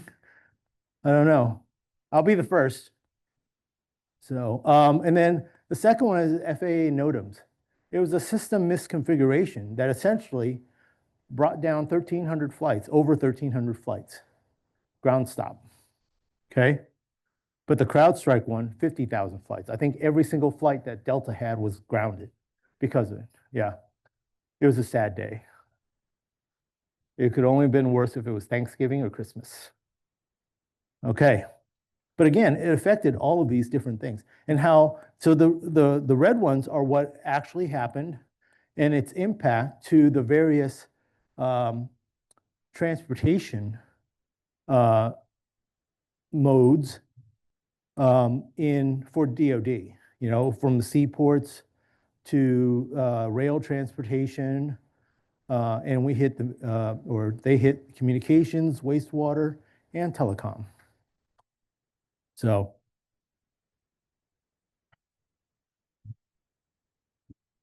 all right. So these are real world degradations. Again, the incident 2, it was the NOTAMs that I showed earlier. For us, it impacted the ground stop, obviously, 1,300 flights canceled, 10,000 flights delayed. The incident number one was basically a subcontractor, Jepson's node management tool. They support Omni Air that supports Transcom, and their system got hacked. And what it caused, it basically caused the system to go offline for 14 hours, and it impacted about 1,100 military civilian passengers. That was a real world effect. Okay, this is the economics of cybersecurity. Mr. Garska loves this slide. And what basically it tries to explain is that through this, and this was developed by Rand for Mr. Garska, and what it's trying to say is that there's a security target based on your capabilities and the expertise. There's targets you want to meet. There is security posture that you are trying to get to, but there's a cost to it, right? That said cost needs to be borne or needs to be approved, the additional cost, by leadership. Here's what you start with. Here's your revenue and budget, your motivation. You're trying, or in this case, Mr. Garska is trying to say, his job is to motivate his leadership to understand and basically add resources to the security budget for cybersecurity. And you're able to do that when you can quantify your cyber risk posture. Okay? This is all about understanding the risk, quantifying the risk, translating that risk, informing and educating your leadership of that risk in order to move resources to get after mitigations of those risks. So this is kind of a view of the DIB, the Defense Industrial Base. Looking at companies, nation state actors, really not within the CEO's fiduciary responsibilities. And I would argue maybe they could be from a reputational perspective. But within the CEO's fiduciary responsibilities, you're talking insiders, script kiddies, criminals, people looking for a payout, right? This is people looking for some other effect, right? And here's what really is the telling piece. Cyber insurers will cover criminal and cyber kiddies, but they will not cover nation state actors. That's very important.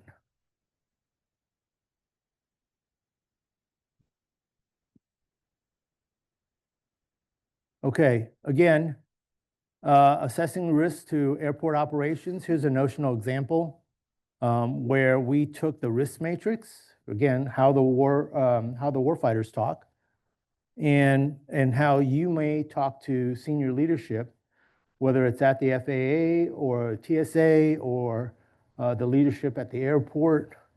But here's the potential impacts of the cyber attack, the likelihood and the consequence.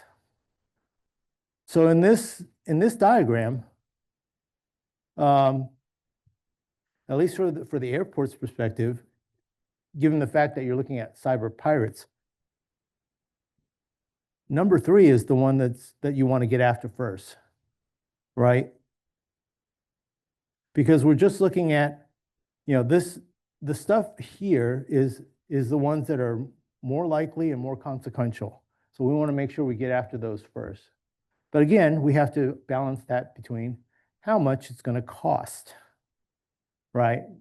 So that's where you need to be able to explain that risk to leadership in order for them to advocate for those resources. Again, the bang box there, quantifying cyber risk is critical. You have to be able to show them why it's important that they invest resources in the mitigations. Okay. Ooh, 5 minutes over. Not bad. So in summary, cyber threats to commercial critical infrastructure are significant. I think we said that. Nobody got up and left when I asked if everybody believed that. So quantifying cyber risk is key to resourcing risk mitigations, right? You have to be able to quantify it, you have to be able to explain it, and you have to be able to show it and translate it to a warfighter for them to understand why they need to spend money to get after fixing these things. And you need money to fix it. I mean, that's bottom line. We have to honor the threat posed by our adversaries and criminals to our commercial critical infrastructure. With that, final thing, cyberspace is the 5th domain of conflict. It is the new domain. There are believers out there and there are non-believers out there. They're still transitioning. So it's almost like that program. We're at the part where the Army Navy game program comes out, right? We still have non-believers out there, but we're getting there, right? I do have a few minutes for questions. I'll go ahead and open up the floor. Anyone, and for those folks online, please, I guess, put that in chat, and Alexis will get that to me. And I'll answer the best I can. I'll do my best John Garska impression. Yes. Oh, Second. we're going to mic you up. Who raised? Oh, Brian.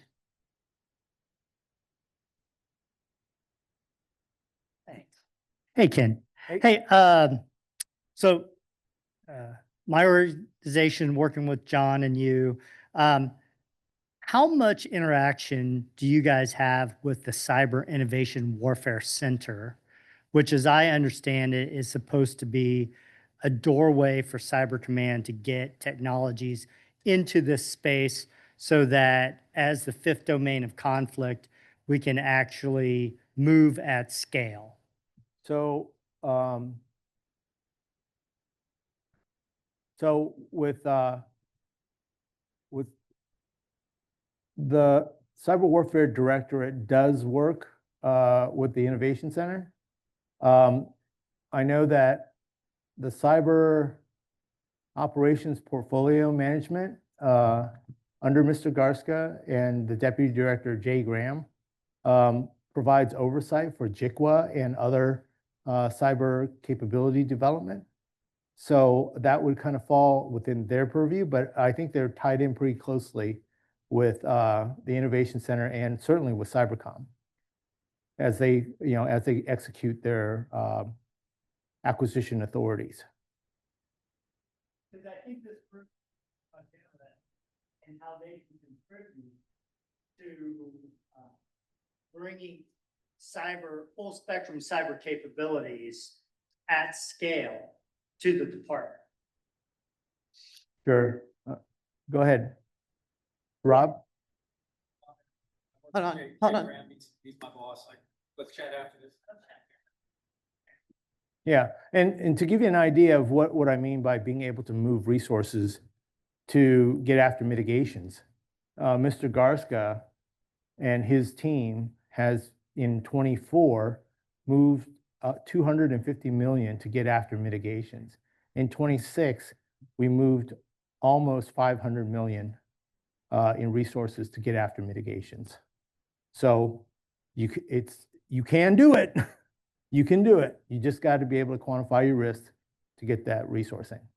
Sorry, go ahead. You had a question? Hi, yeah, Jeff Olstead. Thanks very much for the presentation, and the Pearl Harbor analogy is one that is close to heart here. Yesterday, we had a couple discussions around the FCC router mandate and the what's deemed to be a critical national security threat posed by the infiltration of foreign routers into our networking infrastructure. There was a camp, shall we say, that feels that that's not significant, that routers are just a part.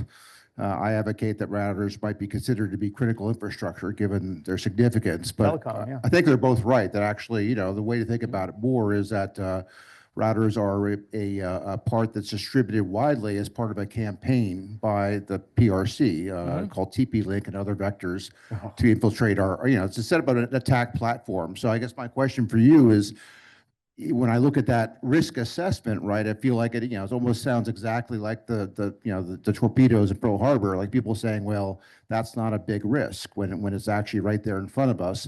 And then the consequences of that risk in terms of societal and economic disruption being underestimated. And I'd just be curious about your thoughts on that. So I have a unique point of view because one of the other portfolios that I'm responsible for is cyber supply chain risk management. So as that part where we're looking at the routers, it's not just the FCC, it's the entire federal government. And there's different organizations, for instance, the Federal Acquisition Security Council is looking at it, along with the War Department. We're looking at these things and we're trying to assess the risk. But like you said, it is interdispersed into our communication systems and our telecommunication systems. And because that stuff is outside the wire, we have to work with the other federal agencies in order to get after that. But we are working. We do recognize that there is an issue. But again, sometimes it's hard. With the federal government, sometimes it's hard to get things moving, for lack of a better term. Yeah. Ken, we have a question online. Yes. What is your recommendation to show business risk in a quantifiable way? If I show these charts in the presentation, it can come across as fear, uncertainty, and doubt, and not tangible for business management. Well, you have to translate that risk because you're talking business. So you need to translate to money, lost revenue. Yeah. That's how you have to explain it. Because of this, for instance, I talked about the production line in that diagram, right? So if cyber threat actors can get into the IT portion of my business, and that business is hooked up to the OT portion on my production floor, and they're able to hack in, you can quantify that risk and show, because of that, you have X amount of hours or days your production line is going to be down. And that equates to X millions of dollars lost in revenue. When you're talking millions of dollars in revenue, the eyes light up and they're basically, pardon the expression, the oh shit meter goes, and suddenly you'll get movement.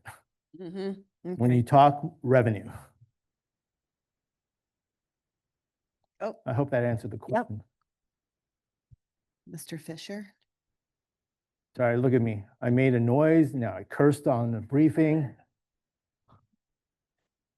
And it's recorded. And there's 300 people online watching this. Hey, Awesome. Thank you so much for the presentation. I appreciate it. I'm Spencer Fisher. I'm the Chief Counsel at CISA. I'm also a Marine Reservist assigned to 3MEF in Okinawa. I wanted to ask you because I think your first slide with the ATA mentions the link between, for instance, a kinetic attack on Taiwan with an attack on our critical infrastructure. Do you feel like that message is getting through, meaning your calculation, I think, on the cyber risk depends on people taking an actual threat to critical infrastructure seriously, even in the event of, let's say, a 2027 or 2028 attack on Taiwan. Is there enough buy-in, in your opinion, in the building you work in the private industry folks you work with, that will happen?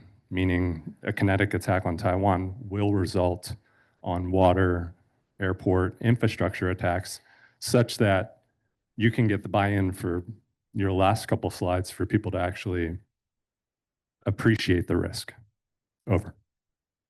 So my short answer will always be there's not enough buy-in, period, by anyone, right? Because the people, and when I say people in general, do not understand the mission dependencies of all of this, right? And the strategic dependencies from that mission stack I showed you. How, when you start linking things up and realizing, hey, if I took this component out of this power substation, that is feeding a radar station that feeds into the integrated air missile defense, which is protecting the country from ballistic missiles or hypersonics, you need to be able to make that dependency, walk through that dependency linkage and quantify the risk at every point. And then be able to come with an overall risk and say, your mission is basically at risk. And being able to explain that. And the buy-in for critical infrastructure is still, it's getting better, but it can always be better, right? People are starting to understand. Not my office, Mr. Garska's office is one of the big champions within the department to try to get that, inform and educate our leadership on that. So that they understand that, yes, your nice shiny objects, that's what I call them, F-22, F-35, all these different weapon systems. Yeah, and I like to pick on the aircraft because they're easier. If I hit your power to your base, or I hit the fueling system to the tarmac, those nice shiny objects are basically static displays. They're not going anywhere. If they're not flying, they're not accomplishing their mission. So that's the kind of, that linkage that needs to be made. And that's one of the things that we did. We worked with Air Force to get their leadership to understand. This is, I'll give you a case example, that we said, hey, we took out your fuel system on base. Now you have to manually fuel the planes with the trucks. When we did the analysis with Air Force, here's the translation to the warfighter. I've degraded your sortie generation rate by 40%. So basically, if you had 100 flights planned for the day to accomplish the mission, you just lost 40 of those. So that's the impact that the warfighters understand. Oh crap, I almost lost half of my ability to conduct the mission.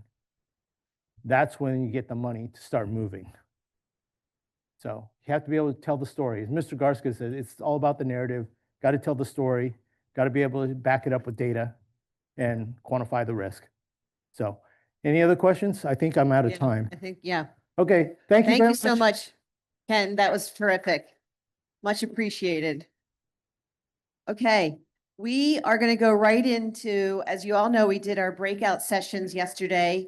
We had 6 of them. They were fantastic. I'll get on that. And they were collaborative, they were two-way. And today the point is, since this is a true collaborative event, we are going to have each of the leaders of those sessions do a 20-minute presentation. It might be formal, it might be informal. The point was that all of you folks can get a takeaway and a summary of what those sessions were about and have a good jumping off point for further follow-up and discussion. So let me turn this over to Yonald Sherry. He is tax CTO, and he led the session in OT aware networks, and he's going to go ahead and share his session findings. Great. Good morning. Oh, great. This works. Yes. So my name is Yonald Cherry. I'm one of actually 2 CTOs here at the TAC. And the breakout session and discussion that I led was entitled Airport Infrastructure Challenges, Preparedness, and Awareness. Right? The session was actually based on tax interactions and observations in the last year since we launched Defend the Airport 1.0 and debuted our Adega Airport, our flagship critical infrastructure OT range out in the back if you haven't seen it.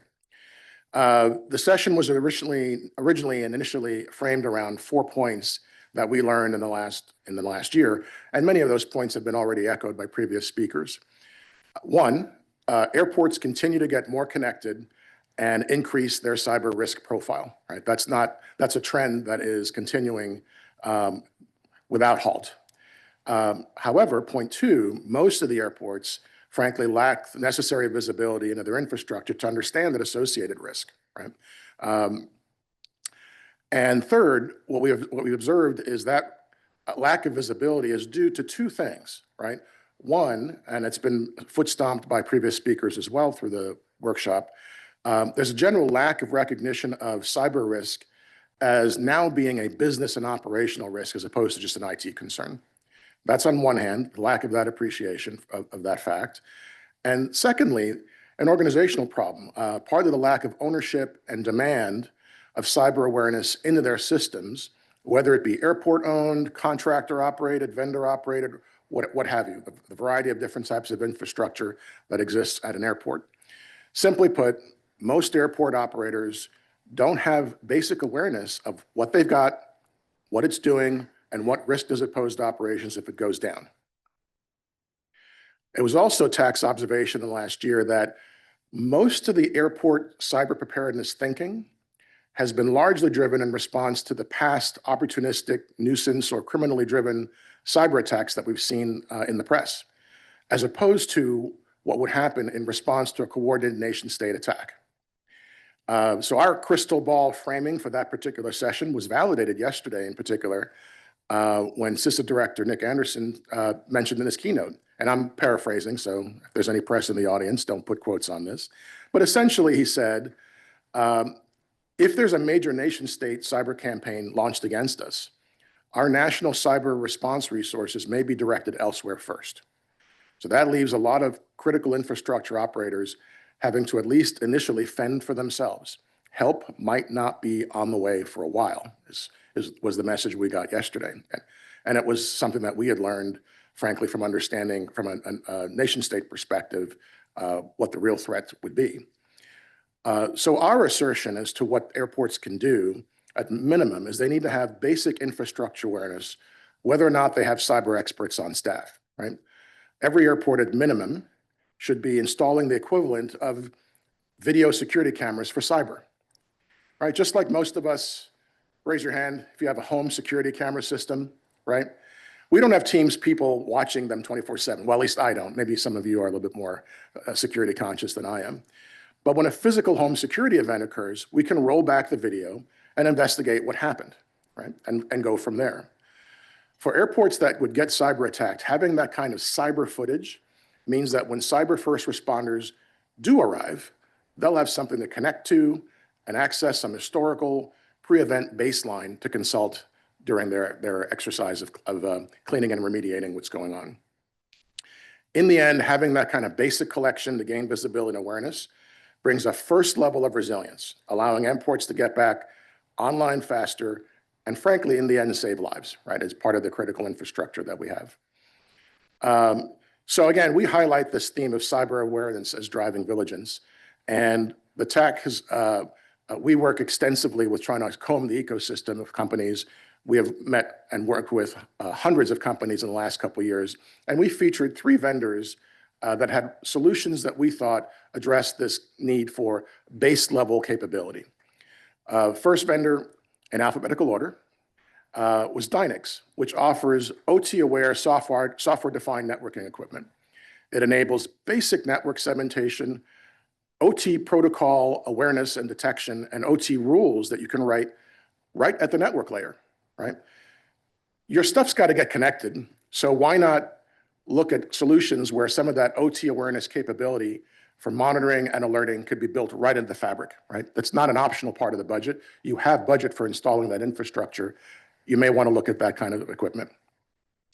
The second vendor that we looked at, Phosphorus, now part of Dragos, offers a minimally invasive OT network scanning capability that can safely run on live infrastructure, minimizing the risk of any harm being done to operational systems. For those of you who work conventional IT cyber, you're familiar with Nmap style, fairly heavyweight scanning. Well, that approach can wreak havoc on OT devices that aren't meant to be hammered on from a network perspective, doing that kind of information gathering exercise. So instead, what Phosphorus does, it really allows you to safely discover and assess the health of devices live on your OT networks, which again, in the event of a cyber attack, you're not going to bring more down, you're trying to get everything up, right? So the idea that I can actually put such capabilities to scan what is accessible, what is their current state, what's happening is a critical tool to have in the toolbox. And lastly, StealthPath, which I characterize as a low skill, no skill OT tricorder, for those of you who are Trekkies out there, for use in an air gap or communications degraded environment.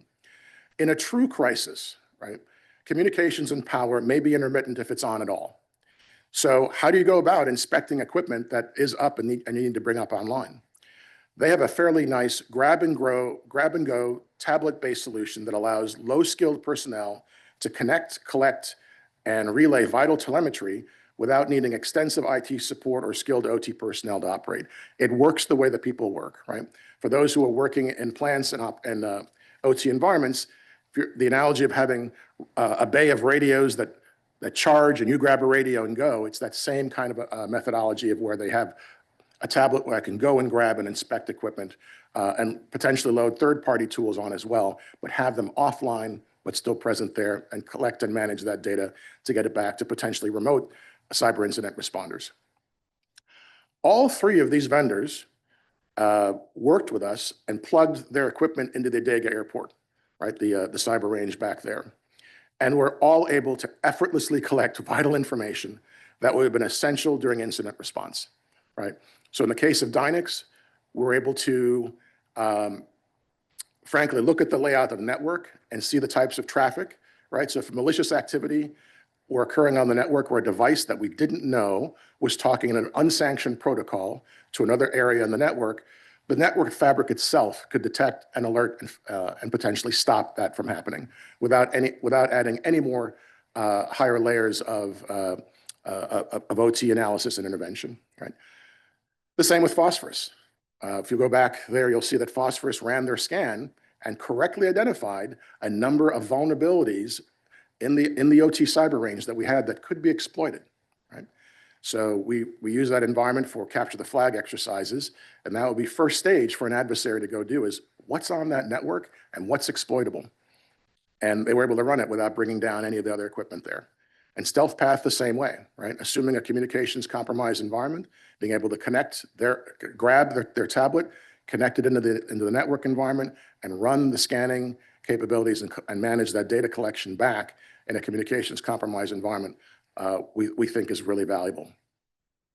All these solutions are very affordable, right? They're not often competing with for budget. Since you have to spend money on network fabric, you probably want to get some sort of minimal scanning capability in your IT department at very minimum, and you will need to have OT personnel performing that work. So do it in a low skilled way in a packaged device environment. Now, during the discussion portion of our session, we had a pretty good back and forth. Some of the key observations were as follows. First was primarily, I should say, military and certain civilian infrastructure operators, particularly in the aviation space, say something like this. They say, you know what, cyber, that's number 19 on my list of top 10, right? And I only have budget for the top 3. Right? So what that indicates really is the status quo, unfortunately, because of budget and priorities, is likely to remain, that kind of thinking is likely to remain until, unfortunately, catastrophic events will force a realignment in that whole approach, right? The other discussion point that we went back and forth on was even if airports had the budget and the awareness wanting to hire cyber experts, there remains such a supply shortage of appropriately trained labor force from which to hire, right? There just aren't enough of the appropriately trained professionals to go out there and staff staff those roles. The discussion then pivoted to, okay, well, maybe we can leverage AI to make up for that gap in human talent and performance to help secure critical infrastructure. And that actually was pretty lively going back and forth, right? Why couldn't AI be leveraged potentially top down with the support of federal and state resources and agencies to help that get in place? But the opinions and folks during the session was quite interesting. We had sort of, I'd say, largely 2 camps. On one hand, it's true, AI is an inevitable resource we should seek to architect into solving some of these problems. But on the other hand, we recognize that 90% plus of the airport operators and related critical infrastructure owners are operating below the poverty line from a cybersecurity perspective. They just lack the absolute basics that we at the TAC here recommend at very minimum having in place. Right? So again, we understand the idea that doing the risk management profile and trying to position everything so that people are competing for fixed dollars is essential. But at the end of the day, some money has to be spent to provide capability so that when those resources come to actually help remediate a cyber incident, they can be effective. And it does mean the difference between being shut down for potentially weeks and months to hopefully days to weeks in the best case. So anyway, to conclude, I want to encourage everyone to visit the vendor and sponsor areas here, and also the 3 featured solution providers that I highlighted here. They're co-located back by the airport OT Cyber Range, the Adega Airport. And thank you very much. And if there are any questions, I'll take a question maybe or two. Anybody? Let me just check online. Well, you were very efficient, Donald. Well done. Yeah, it was, I think one of the things that we. Oh, we do have a Is there question. Okay, yeah. We do have a question. Would that be, I think this is, I think it was, I'm sorry. Yeah. I don't know if it was for you. Yeah. So again, the message is here, I think we have a tendency to approach OT incident response in the event of a cyber attack in the way that we think with classical IT systems. And we all understand in this audience that the two are very different. But there are things that can be done today based on the conversations we've had with these airport operators.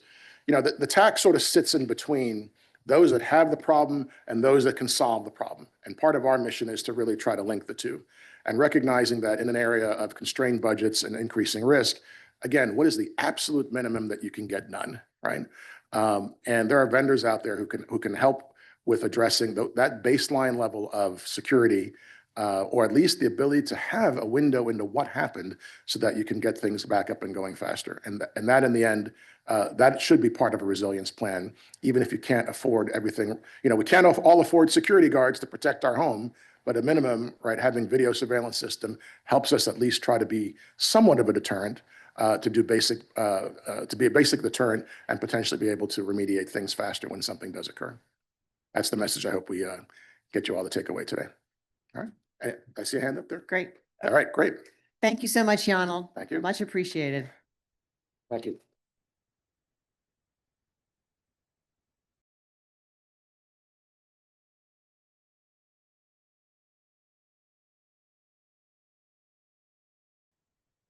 So another bit of OT news. I don't know if folks have been monitoring LinkedIn this morning, but Rob Lee posted that Accenture actually purchased Dragos, along, I believe, with Run Zero, and I forget what the other company was. Maybe NetRise. Yes, you're right. So I think, as a tech person looking at what's happening in this space, I think is great, right? That allows a player that started in this space, has been, very, very significant in helping U.S. infrastructure owners and operators secure what's going on. And for them being acquired just add legitimacy to folks who are trying to build OT solutions, that there is a market for this sort of stuff happening. There are opportunities for capabilities to enter the market space. I believe some of you may also know that Dragos, in fact, also had acquired Phosphorus, which was demonstrated here today, right? So that's great for them to see that happen in the marketplace as well. So with that kind of liquidity, the hope is emerging companies with capabilities that frankly come through the TAC or otherwise now have a venue to be able to get their products out in the market space and make an impact, right? So, congratulations to Dragos and NetRise and Run Zero. Yeah. Okay. Okay. Bureau Veritas. Our preparation has been on par in that way as well. Let me know if you have us. Not yet. So, well, then maybe my question to you, I think we have a small audience here left. So my main question is who has been in a tabletop exercise themselves for their current role? Maybe if I can get some hands up. Mainly, if I'm in what kind of role I've been. Okay. Any CISOs here also in the room? Or maybe someone from communications that we see as well? No, all right. Do you have my PPT? Not yet. All right. So I think what is important for crisis management simulations in airport environments is that once you prepare for an incident, it's important to have the right stakeholders in the room. What we see a lot is that there's tabletop exercises organized with people who have never been trained in their role. So the tabletop exercise is planned, people come together. It's the first time they are in that role in, for example, on the scenario that has been prepared. And we see what happens in the exercise. We see everyone comes up, does their best effort, and tries to solve, I would say, the puzzle together. But I think what is key for approaching tabletop exercises is really to also train people on their role.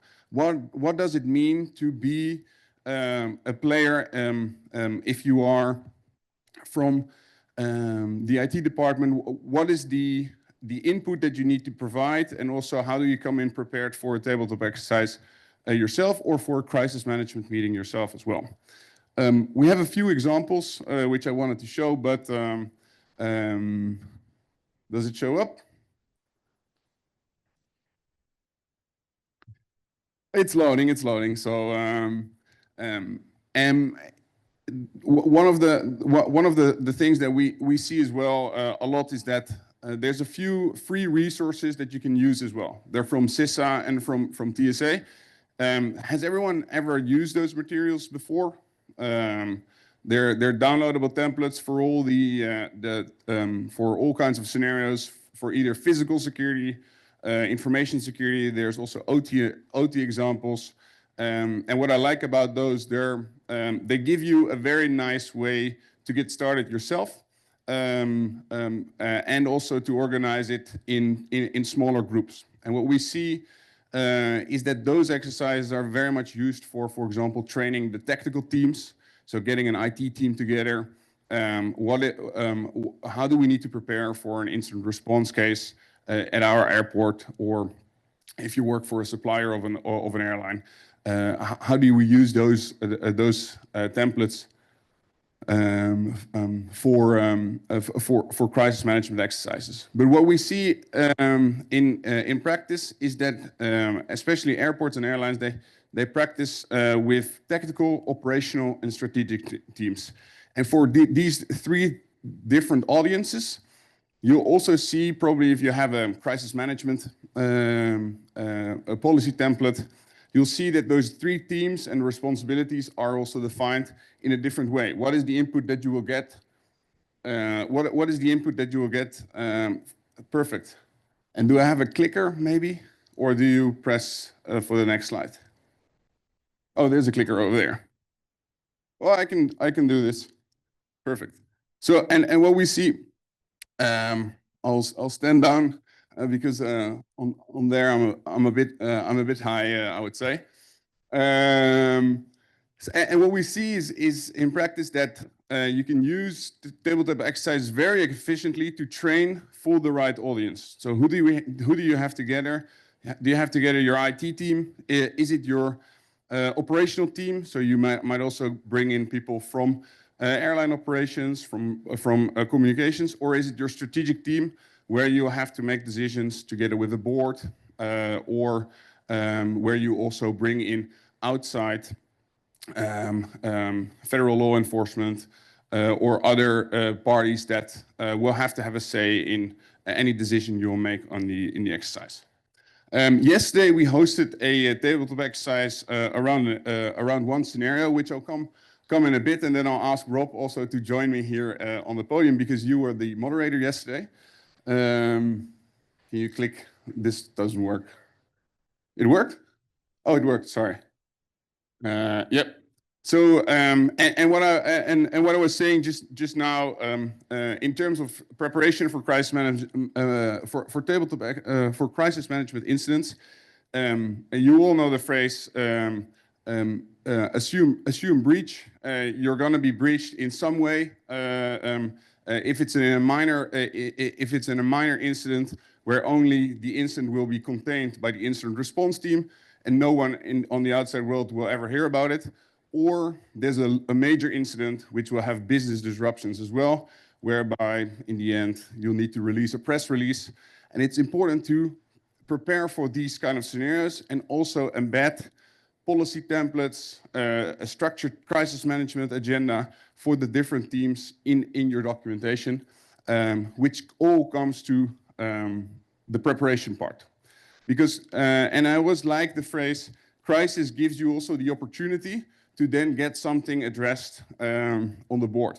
I think who has had a crisis or an incident which then raised the number of questions did you get from upper management around cybersecurity? So there was a business disruption. Could I maybe see, well, some people had that incident had an incident in their organization, and then that really led to further investment in cyber or maybe further attention in cyber. I see some nodding heads. Investment is sometimes wishful, but the attention, at least from management and the board, really comes up when there has been an incident, because it starts opening people's eyes. Hey, this could also happen to us, and it's not a third-party story that actually only happens to our neighbors in there.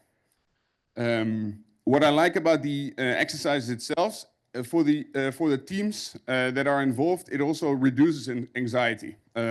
I used to lead quite a lot of crisis management exercises and also some incident response teams back in my home country in the Netherlands. And we also brought in psychologists during the exercise and after incidents, because one of the things that we saw was that, for example, with ransomware incidents, that many people also encounter quite a lot of stress. Not so much during an exercise because they know it's an exercise, but in a real-term incident. The incident starts on Monday, but will last for the next 3 months or maybe 6 months to ensure that all the aftermath is done. So what we saw a lot was if you prepare in a proper way, you can reduce the anxiety for people. And I can share maybe later also some of the research we did for people who were part of an incident response or a large incident where they had severe, I would say, mental, I don't want to call it problems, a mental impact of a large incident that happened. How we envision crisis management and how we approach it also within Bureau Veritas is that we focus very much on not only the cyber incident that happens in the middle and where you get usually 3 tracks and 3 streams that happen afterwards, but very much on the preparation phase. So how have you set up your governance? How are you currently planning in terms of crisis incidents? Probably there's quite some crisis teams already preparing incidents for physical impact. For example, if there's a fire in a fuel station, or there is a crash with one of the aircrafts. But we see more and more also embedded. We see that our customers are integrating cybersecurity teams in their continuous crisis management planning, so that you're part of the annual cycle of exercising with different teams. And it all comes about planning, training. You learn something also in exercising before a incident happens. We all would like to talk a lot about building cyber resilience. Well, that is the part where you build resilience, because afterwards you're just trying to fix everything that happened when there was an actual incident. And when there's an incident, there's 3 teams that actually stand up and wake up. The first team obviously is the incident response team. It's the IT team that notices something is happening in their network and needs to respond quickly. And there's all kinds of procedures, escalation procedures as well, towards your third-party vendors, but also internally. How do we respond? What is our responsibility? And how can I also act in that way? And then there's two other streams that happens depending on the severity of the incident. It's either a crisis management team that comes together quickly. I'll show you in a bit how that looks like. Or the business continuity track is also activated, where you see what are actually the SLAs that we have with other vendors if this crisis or if this incident really escalates towards a larger crisis in our organization. As I mentioned before the slides were up, make sure we envision very much to be ready for the inevitable, whereby business-wide preparation, not only on the IT side or the cybersecurity side of the house, but very much how do you integrate your cybersecurity response into the overall crisis management and business continuity response of the organization. And that is by planning, training, and exercising, because only then you know how are we going to do when shit hits the fan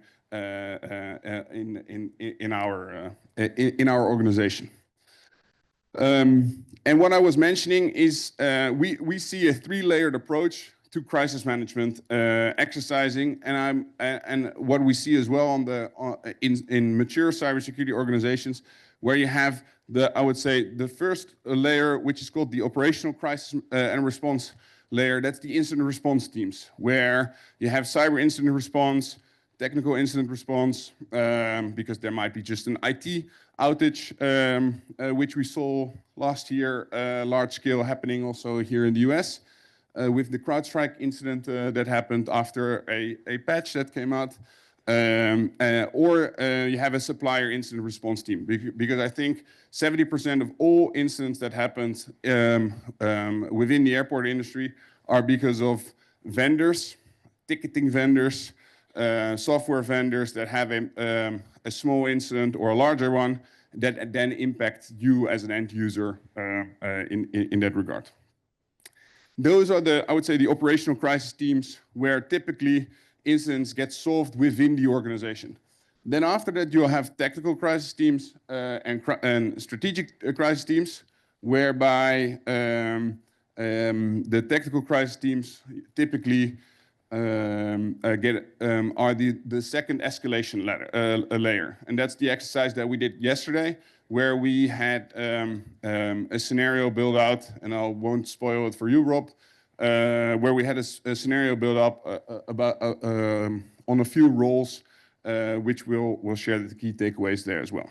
And the last one is the strategic crisis team that comes out maybe once every 2 years, where a board will also exercise a cybersecurity scenario. Typically, they exercise with one scenario every year because it's based on their annual business continuity plan.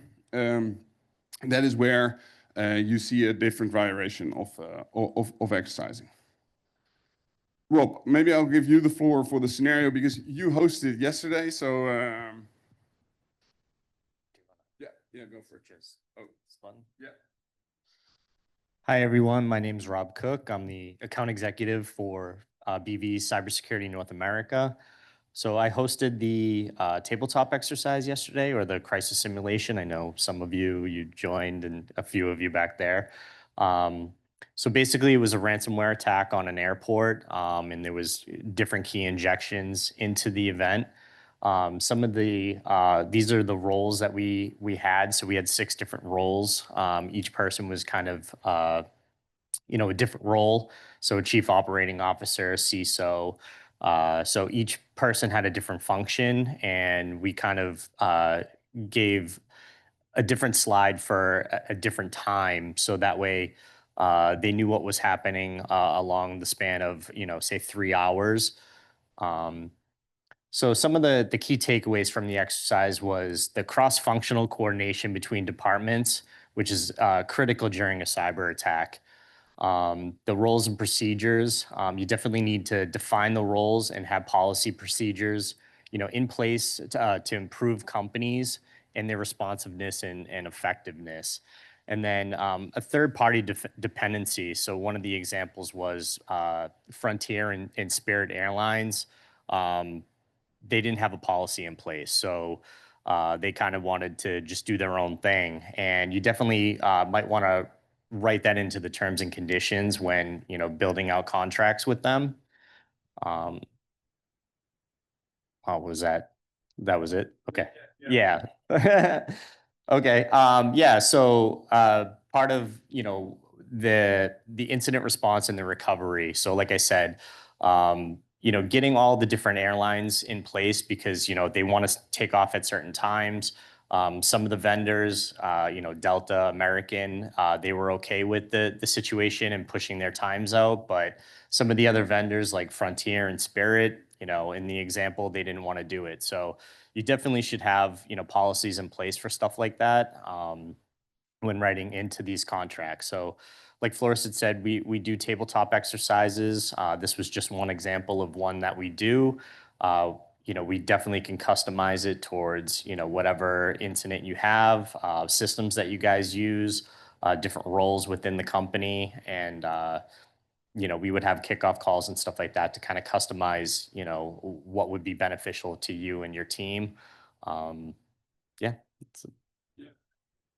One final slide. So maybe are there any questions, or maybe if someone would like to share an example of that they an exercise that they hosted where you had maybe severe different key takeaways in your organization. Is there anything you would like to share in that regard? Maybe online. I know there's 300 people online, so apparently there's 300 people online. So let's. Would be cool if we could fill those people with holograms here also in the room, right? That you also get them as a as a real attendee. Yeah, exactly. Yeah, something like that. So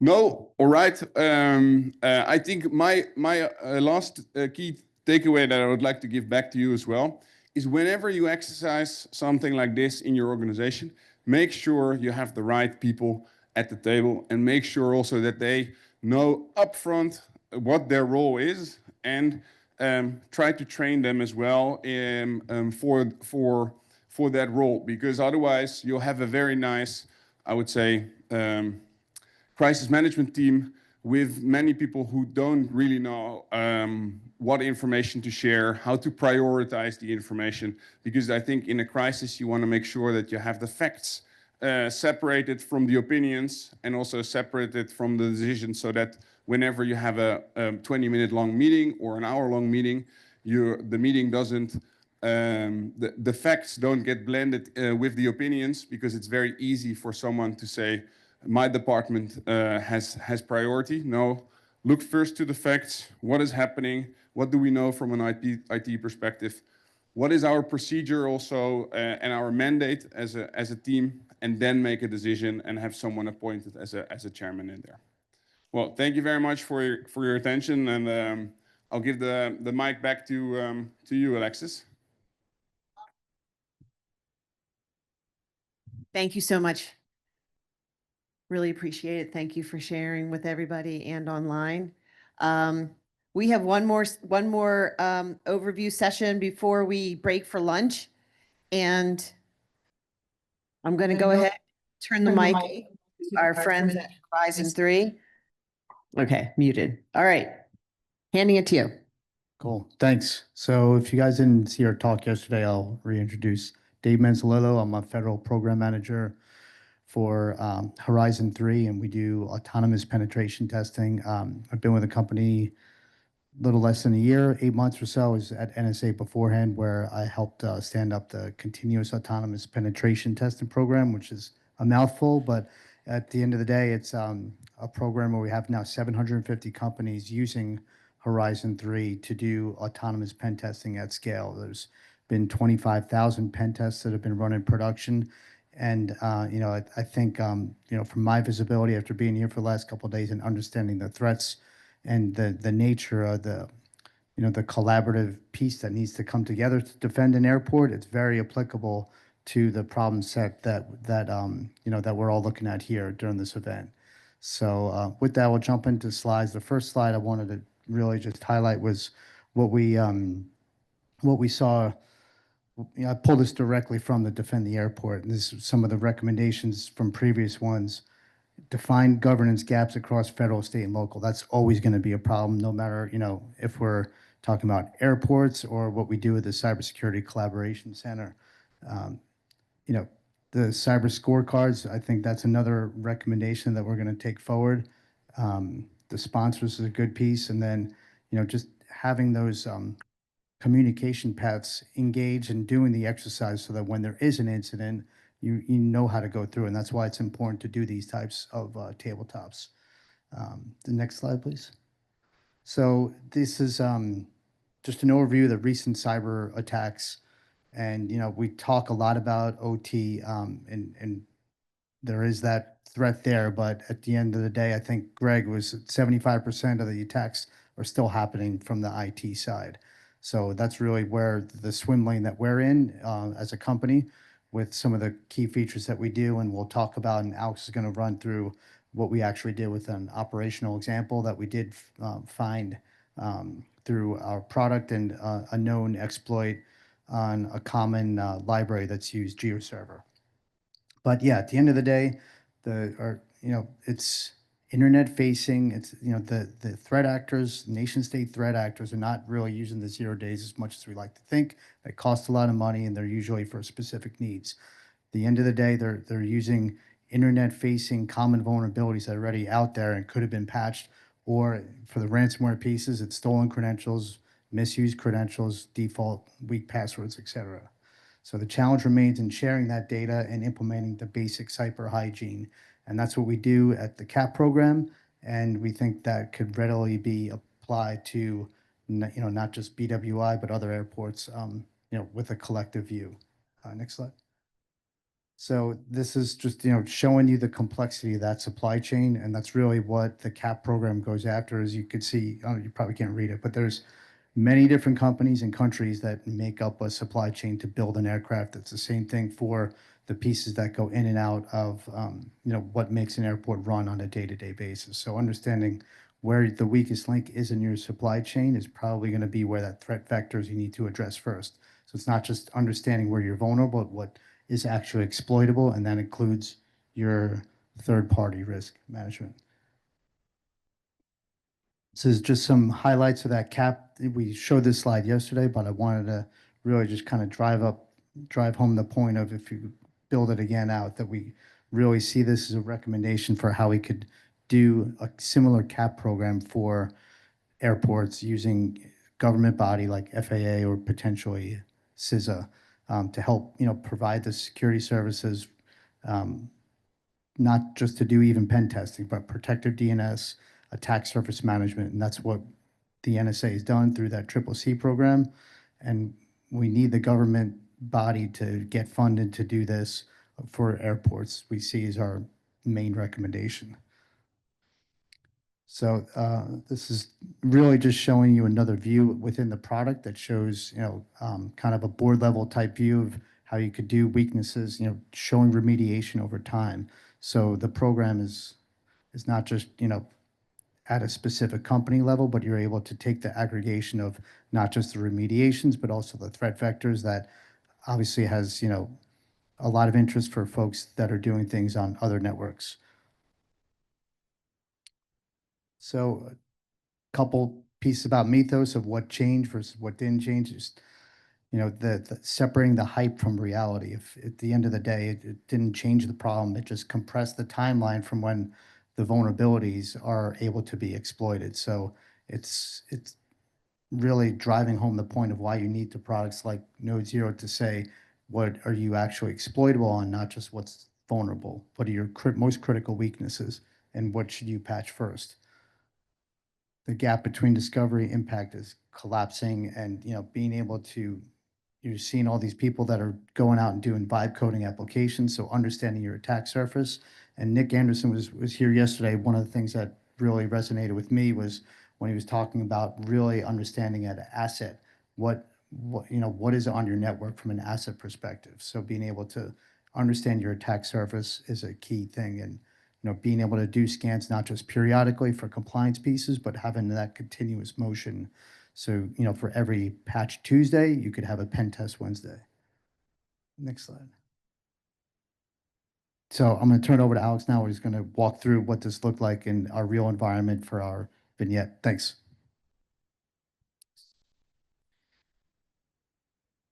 So yesterday we made reference to a couple different features and functions that Node Zero has, and understanding that this was kind of tied to a tabletop exercise, I wanted to actually bring out a real world event. So this was a CVE that popped in 2024. This is the GeoServer remote code execution and server-side request forgery event. In this case, this is a public-facing GeoServer. On the left-hand side, you'll see the timeline for what this looked like. So the vendor released advisory on July 1st. Ourselves, as well as others, saw that first proof of concept out in the open, out in the wild on July 5th. We understand that there was an actor that exploited this 6 days later.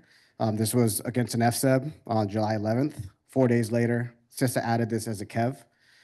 That same day, our team weaponized this and brought it into the product. So on July 15th, we had this within our product as well.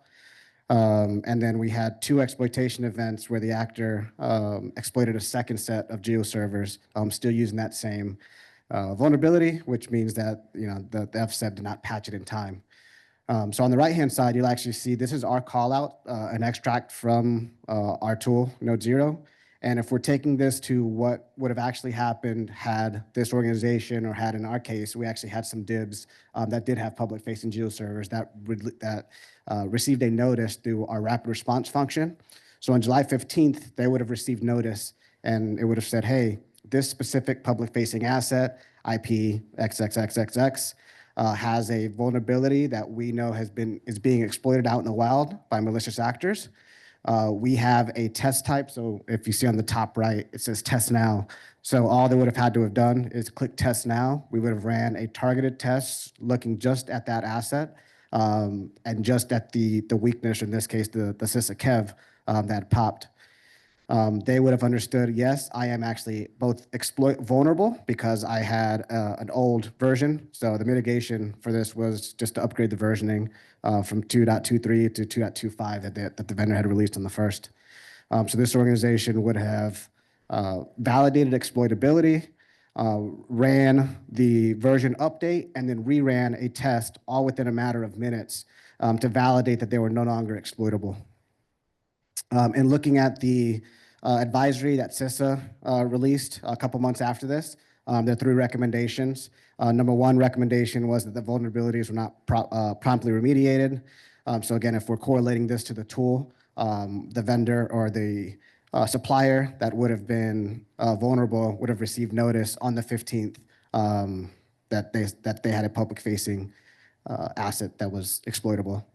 The next piece, it says the agency did not test or exercise their incident response plan, nor did their incident response plan enable them to promptly engage third parties and grant third parties access to necessary resources. So Node Zero plays in a couple different lanes here. So first and foremost, this organization, so if this was a real world event, we would have understood the external facing assets that the organization had well before July 1st. So effectively, we would have known there's a public-facing GeoServer. We knew what version it was. So then on essentially between the July 1st and July 15th, we would have understood and been able to kind of get ahead of the fact that we had some customers that had this public-facing GeoServer. If they're on the 15th, what would have happened if they would have ran a test is we would have been able to gain RCE on that host.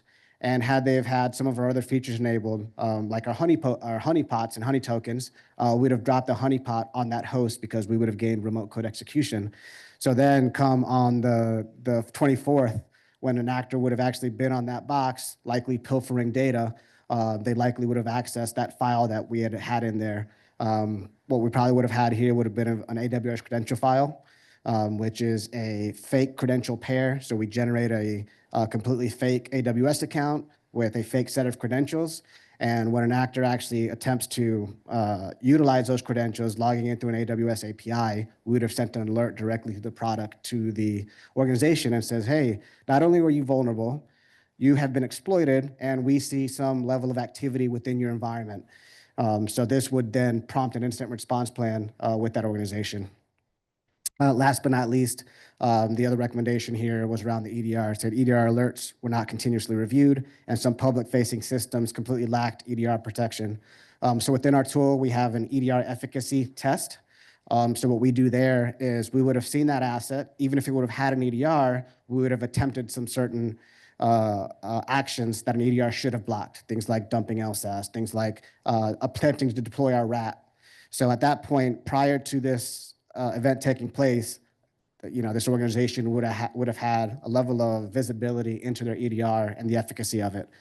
So if they had to, change some rules or change some settings, they would have understood that prior to the incident actually occurring. So what this changes near the end, so instead of asking how many vulnerabilities do we have or what's the severity, we want organizations to really turn that map around, understand their weaknesses and kind of cliche, but get left of bang. And the way to do that is to attack your environment just like a malicious actor would.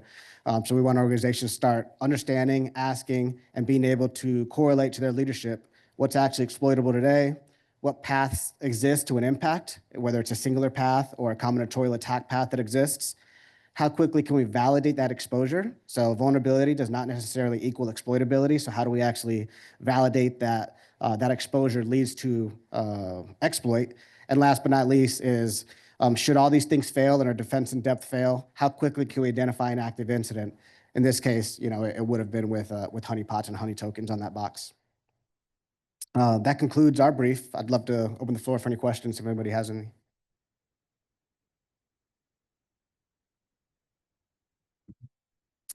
Nothing heard? Anything on the? Hold on. Checking online. Yeah, likewise. No, we don't have any questions. No? Comments?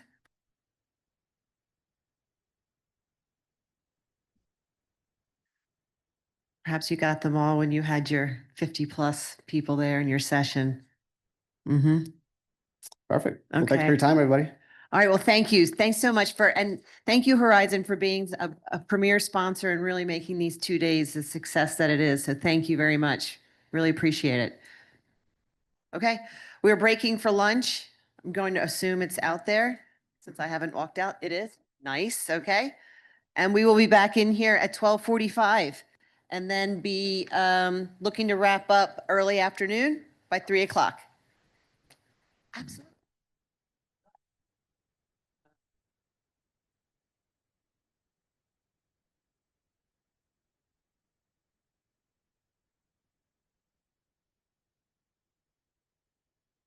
Okay. All right, we are getting started. We have a great panel ahead of us. Very jovial crowd up there. I'm very excited to hear. EJ is going to kick us off. He is moderating, and so I'm going to turn it over to you, EJ. You can introduce and get us started. Hold on one sec, just a sec.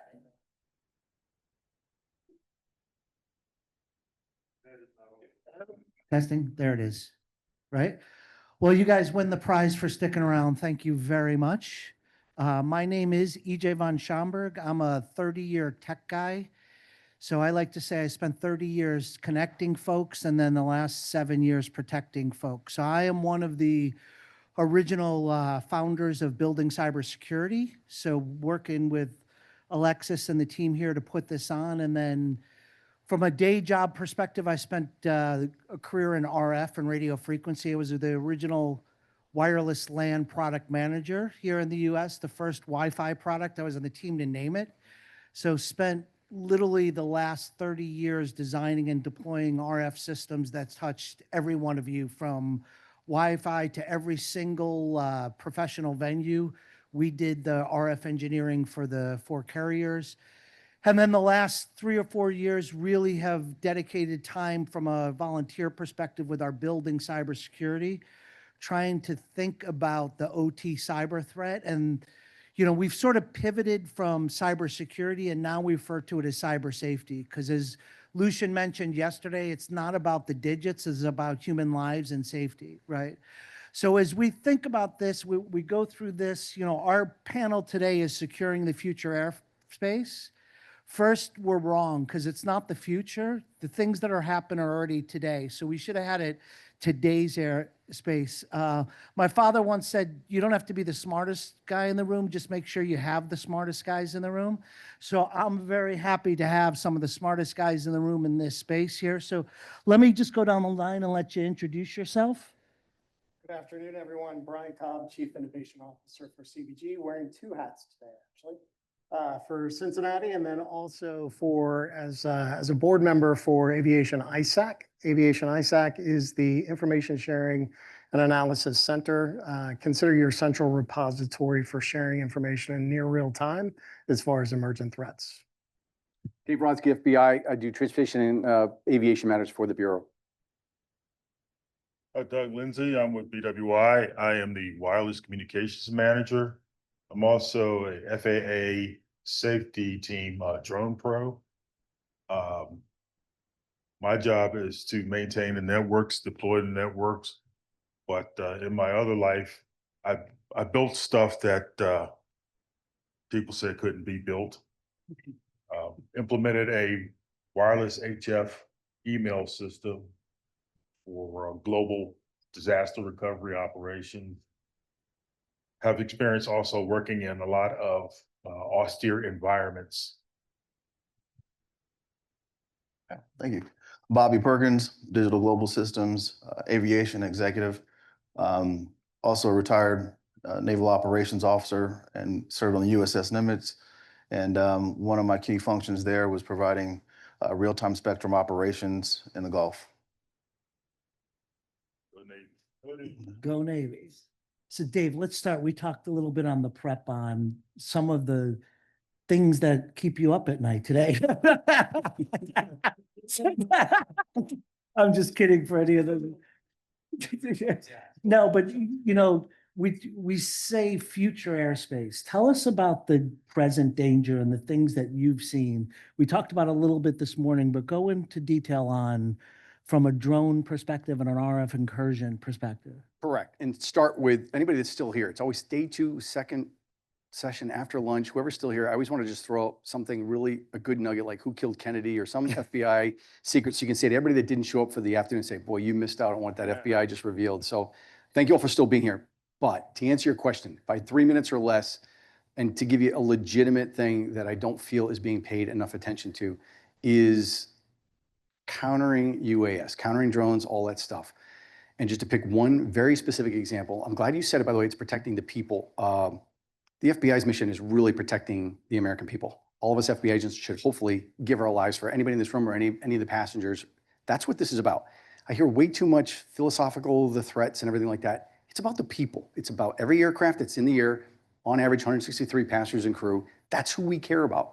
Where it's going south right now, on a this is my personal note, not the Bureau's philosophy here, is we're way too fast on mitigation. And I think we're going to kill someone. And I really feel the speed with which we're going with mitigation in an RF environment, which is what this panel is about. If you look what's going on, when people start taking drones out with mitigation, this is mitigation. Countering is about 6 different steps. The last step being mitigation, jamming, spoofing, whatever we're doing with drones with that RF environment. Here's where it goes wrong. In the last few years, I said this morning, we'll only do the last 90 days. I'll try and keep it the last 18 months or so. We test drone countermeasures and we shut down GPS. Usable GPS was shut down at Denver International Airport for 31 hours. Unacceptable. Same thing at Dallas-Fort Worth and others. Let's just go back last year. March of last year. There's a congressional report on this, so check me on this. They tested drone mitigation, countering drones in DCA. It was Navy, Secret Service joint together. Their hearts are in the right place. What they did was in mitigating drones, they're on the same frequency as TCAS, Transportation Collision Avoidance Systems. That's where you're a pilot in the cockpit. You ever on a plane where you hear the pilots, you hear the pull up. They're testing all their systems. TCAS is a collision system. At Reagan National, a lot of planes were getting TCAS warnings because we were testing drone mitigation. Doesn't end there. In Baltimore, Secret Service, I didn't mean to contradict somebody that said this morning you can't take out a tethered drone. Secret Service, you can, absolutely. Secret Service for Army Navy game. And again, their heart is in the right place. They tried to take out a drone that they thought was hostile. Oops, it's an Army CID drone, $30,000 drone. They shot it down with their system, their counter drone mitigation system. Oh, They also shot their own Secret Service tethered drone down, a $300,000 drone that landed on 395 and 95 up in Baltimore, just missing several vehicles. As of today, we're all sitting in this room. They have yet to report that to the NTSB. My point is, let's talk about El Paso. 12 days. You saw airspace was closed for 10 days. That's a drop-down menu in Warrenton, Virginia, when they don't know when they're closing. But that was all with lasers, where they're trying to mitigate, jam, take out drones, don't know who each other is, and FAA, to their credit, sees what these two entities are doing, military, Fort Bliss, as well as CBP, whose heart is in the right place, trying to take out drones. They're actually shooting at each other's drones, by the way, are almost killing commercial aircraft in the airspace. It's happening all the time. We're going way too fast with this.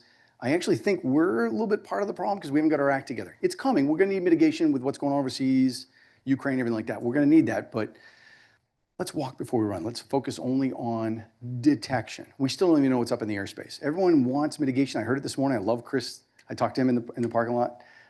But let's not run too fast with mitigation. RF environments are really tricky. And Doug, you're shaking your head, yes, jump on top of that. We also had the same event at Joint Base Bowling and the Navy Yard, where they were doing an interdiction exercise and basically took out the GPS for the low altitude, the helo, the medevacs, and the helicopters that were in the airspace from Davidson all the way to the Pentagon. And it caused a lot of deviations and a lot of gnashing of teeth going on. But the spectrum is so crowded with artifacts that ciphering out which device is the actual device and who it is. So as a operations officer, I like to plan my networks, coordinate. I don't just throw a signal up in the air, coordinate who's downrange, who's my customer and stuff like that. A lot of this is not going on in the UAS world. It's just that we can do it and hey, don't have to answer the spectrum folks on it. And you have so many different independent agencies, right? This ecosystem that makes up, you don't control that. Like, how do you deal with that from that perspective? Like the local public safety, and I'll throw it out to any one of you on that. Yeah, I think to your point, number one is to maintain and to get to operational resiliency, you have to have a spectrum plan from a UAS perspective and for an airport. Understanding what that spectrum is allowed to, what stakeholders are allowed to use that spectrum, time of day, for what type of mission. Those are quite a few characteristics. And then from a UAS perspective, understanding what drones are actually in operation, meaning each drone has their own RF signature corresponding to different chipsets. And again, also corresponding to their type, whether there's different types of drones. So you want to classify. Before you can even begin to mitigate, you have to classify, you have to detect. And then part of that classification process is, well, in this operational area, what is this drone actually doing? And who owns that drone? Who owns that license, spectrum license? And being able to start having those conversations prior to the actual operation. So mission planning comes into play. And Brian, from your perspective, from an owner operator, and then the other hat you wear. Well, that guy. I would take a page out of Dave's book, actually. It's, let's go back to Denver for a second. Dave, can you kind of walk the audience back through what happened in Denver?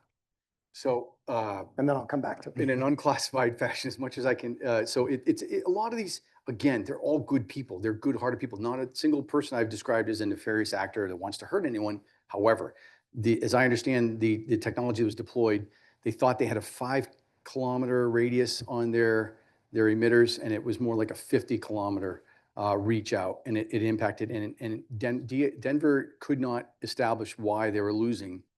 They went, and I'm not a pilot, so I don't understand my terminology here. They had to go away from the GPS and into the VOR signals and whatnot for approach. We've had 2 to 3 of those kind of incidents. And Denver International was the longest one ago. I want to say it was 2023 timeframe when they had that incident. But it's all back towards a lack of appreciation. And in a more specific example with the Secret Service of the shoot down of the 2 drones, had that technology that they were deploying been aimed slightly to the right, maybe 10 degrees, maybe 30 degrees, 2 pilots, Baltimore City, Foxtrot, police officers would be deceased as we're sitting in this room. They would have taken out that helo. That's kind of what I care about. Similar, another example would be the Key Bridge collapse. Same kind of thing. We always worry about what's in the airspace, commercial aircraft. So to your point, on the Denver situation, so you've got the GPS spoofing. How did Denver find out about that? Anyone? They were the last in the chain to be notified. And actually, the whole threat, as I understand it. Meaning the Denver airport folk. Meaning the right? Denver airport. Yeah. Where it started actually was the rail system. And the rail system uses GPS for braking. And they noticed that their braking action was not working correctly. So they opened up their playbook and they called Washington. And that tipped off the process by which FAA was already involved and said, yeah, we noticed that. But no one had reported back to Washington. And then again, the airport was the last to know. So there's discussion underfoot that says, look, is this, and back to Dave's point, it's the crawl, walk, run approach. First of all, we have to understand what's in front of us and put actions into play that are very practical. Number one, it goes back to who's kind of the central point of truth and to deliver a response. Sadly, it often falls on our shoulders. So the complex environment that you were talking about before, EJ, is for us specifically as an airport, we have Amazon and DHL, major global e-commerce shipping hub for both. We're the only North American airport. It's super critical that we keep that environment up and operational. We're not tied to those systems at all. However, if something were to happen, absolutely, we start seeing an economic impact across the country. Where am I going with that? Ultimately, we have to do an outreach that goes to our major tenants. And we have upwards of 80 of them, all of major commercial carriers, plus the cargo carriers, plus the regulatory agencies, to really start scenario playing. How would we go about responding to an incident? I think the conversation so far that we've had is we're largely sitting around the table doing a tabletop exercise internally, talking about our own systems. But really, we have to appreciate and understand how big and complex the circumstance becomes in a rapid environment. Now, that's the airport hat. Where I'll end on is on the ISAC hat, which is with the drone environment. What's the single repository reporting element? Okay, let me stop you there. Does everyone know what the ISAC is? Raise your hand if you don't know what the ISAC is. All right, I see one. Yeah, Good yeah. enough. You're my man. Good. That's the Information Sharing and Analysis Center. It is the go-to agency right now to report incidents, emergent threats. And essentially, right now, it's called Aviation ISAC. And oh, by the way, there's an industry vertical ISAC across multiple industries: oil, gas, banking. So if that is your vertical, aviation for ours, it's airports, aircraft manufacturers, OEM part components, all participate in Aviation ISAC through a membership process. And there's kind of a footnote to that. So the importance there, EJ, and thanks for pointing this out, is in an emergent threat environment, we're going to that portal and we're letting folks know in real time that we can spread the word out as quickly as possible across the industry. And then ISAC, Aviation ISAC, is responsible for sharing it to other ISACs. Excellent. Yesterday, Nick and Anderson from CISA talked about thinking about the problem from an RF if communications is down, right? How do you guys think about that from no RF or the plans as it relates to interference on the RF in your environments? Yeah, I think in the coordination call we talked about, EJ, and this is where Bobby and I come into play. You presume we know. So that there's challenge number one. So essentially, we need someone to come out, and I think this was addressed in the last panel. We need someone to come out and just do a forensics on the airfield of what don't we know that we should, and how are we mitigating that? One of the aspects that we heard of particularly around cargo shipping, this is not at CVG, is someone lost their RF communications in a major cargo shipping environment, and they were losing packages, only to find out it was someone that was using a jammer in their truck that was trying to take an extended lunch break and didn't realize that the cargo facility that they were parked next to, they had wiped out all of the signal communications. That's problematic. And that was not an intentional nefarious type. That's just someone that's just trying to do something stupid. Yeah. So how do we address those elements all the way into, for us, we're a rather large maintenance repair operations facility. Another example, not at CBG, is RF signals were lost. Inspection comes in through MITRE actually. MITRE checks multiple times, not having success. Randomly, they go back, they do one more check, find out that, yeah, it's an unlicensed radio repair shop that is emitting over signal, something that was not, should not have done. So essentially what was happening is, yeah, hangar door open, RF signal emitted across the airfield, causing the problem. Hangar door closed, no issue. So how do we address, again, something that's just incidentally not really well thought through? And the complexity of the multiple owners of that RF in your environment. Give an example of, like, in your environment, how many different stakeholders take place with RF?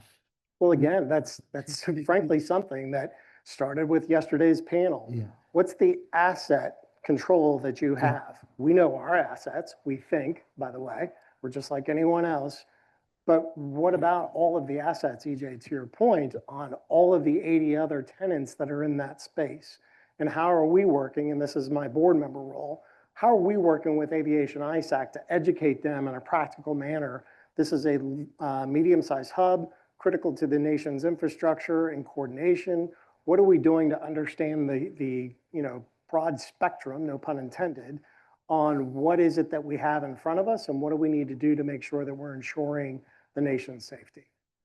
And Bobby, go ahead, comment Yeah, there. so from a Department of War's perspective, every single base has a permit to operate, authorization to operate, which means in the short term, if you have a device and or devices and or a network, you basically go through a clearinghouse, a certification process to one, inject that network infrastructure into the base, right? And then number two, understanding that there's a spectrum monitor basically on every single base to make sure that that spectrum is not interfering with any of logistic planning, any avionics, et cetera. So there's a checks and balancing system.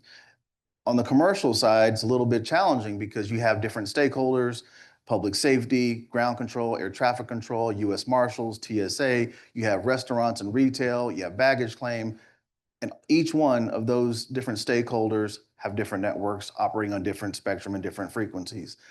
By rule, the FAA says we do have a spectrum operator based on a region. Well, they're not there on site. So to Brian's point, when maintenance operators want to inject new networks, no one's there to really look at the impact of different spectrum that's being provided by this new network and how it's operationally affecting other networks, interference, co-channel interference, adjacent channel interference. And oh, by the way, we have drones, and who's also persistent monitoring that spectrum at the same time. One thing Brian and I have been talking about recently is, to Brian's point, get an underlying feeling of what the forensics are of the entire maintenance operations or the baggage claim or the airport as a whole, which our Department of War does do on our naval air stations and Air Force bases, et cetera. So it's almost time. We're at a very, I said it yesterday, it's a national security concern, but where we've learned our lessons in the Department of War and our bases, we should be able to implement those same type of frameworks on the commercial airports and aprons. And ironically, on the private sector side, someone like the NFL figured it out in the 80s, when it was impacting to revenue and communications from the boxes to the field. They implemented a coordinator at every single stadium for not only the teams, but also the production facilities. There is a tremendous amount of RF out there. So someone has to be the quarterback at all of these places to at least understand what's going on. Doug, what's your thought from your point of view on that? What I do at BWI in Martin State is I actually ride the perimeter with a spectrum analyzer, tracking the assets as they are. A lot of time in the terminal, checking the spectrum assets. The other part to that is, and we were talking about off-field RF. So we've got a maintenance hangar. We had the what was it? The Israeli Air Force that came in, and they were operating some of their over-the-horizon equipment. But there was also an Atlas Air that was coming in on short final, and that kind of gave them a glitch. They had to do a go around. So meeting those guys, I'm like, hey, when you come in the zip code, I'm gonna coordinate with your spectrum manager, and I'll give you a window of operation. I can anticipate that this is going to occur. Now I can relay that to operations, say heads up when these two craft or this system is operating. And the other part we have is a lot of federal police presence. A lot of black vans in the back parking lot. And I've had to actually go around, knock on each door, say, hey, here's me. You need to coordinate. Don't just throw up your radio link because you got a VIP movement or a secured movement.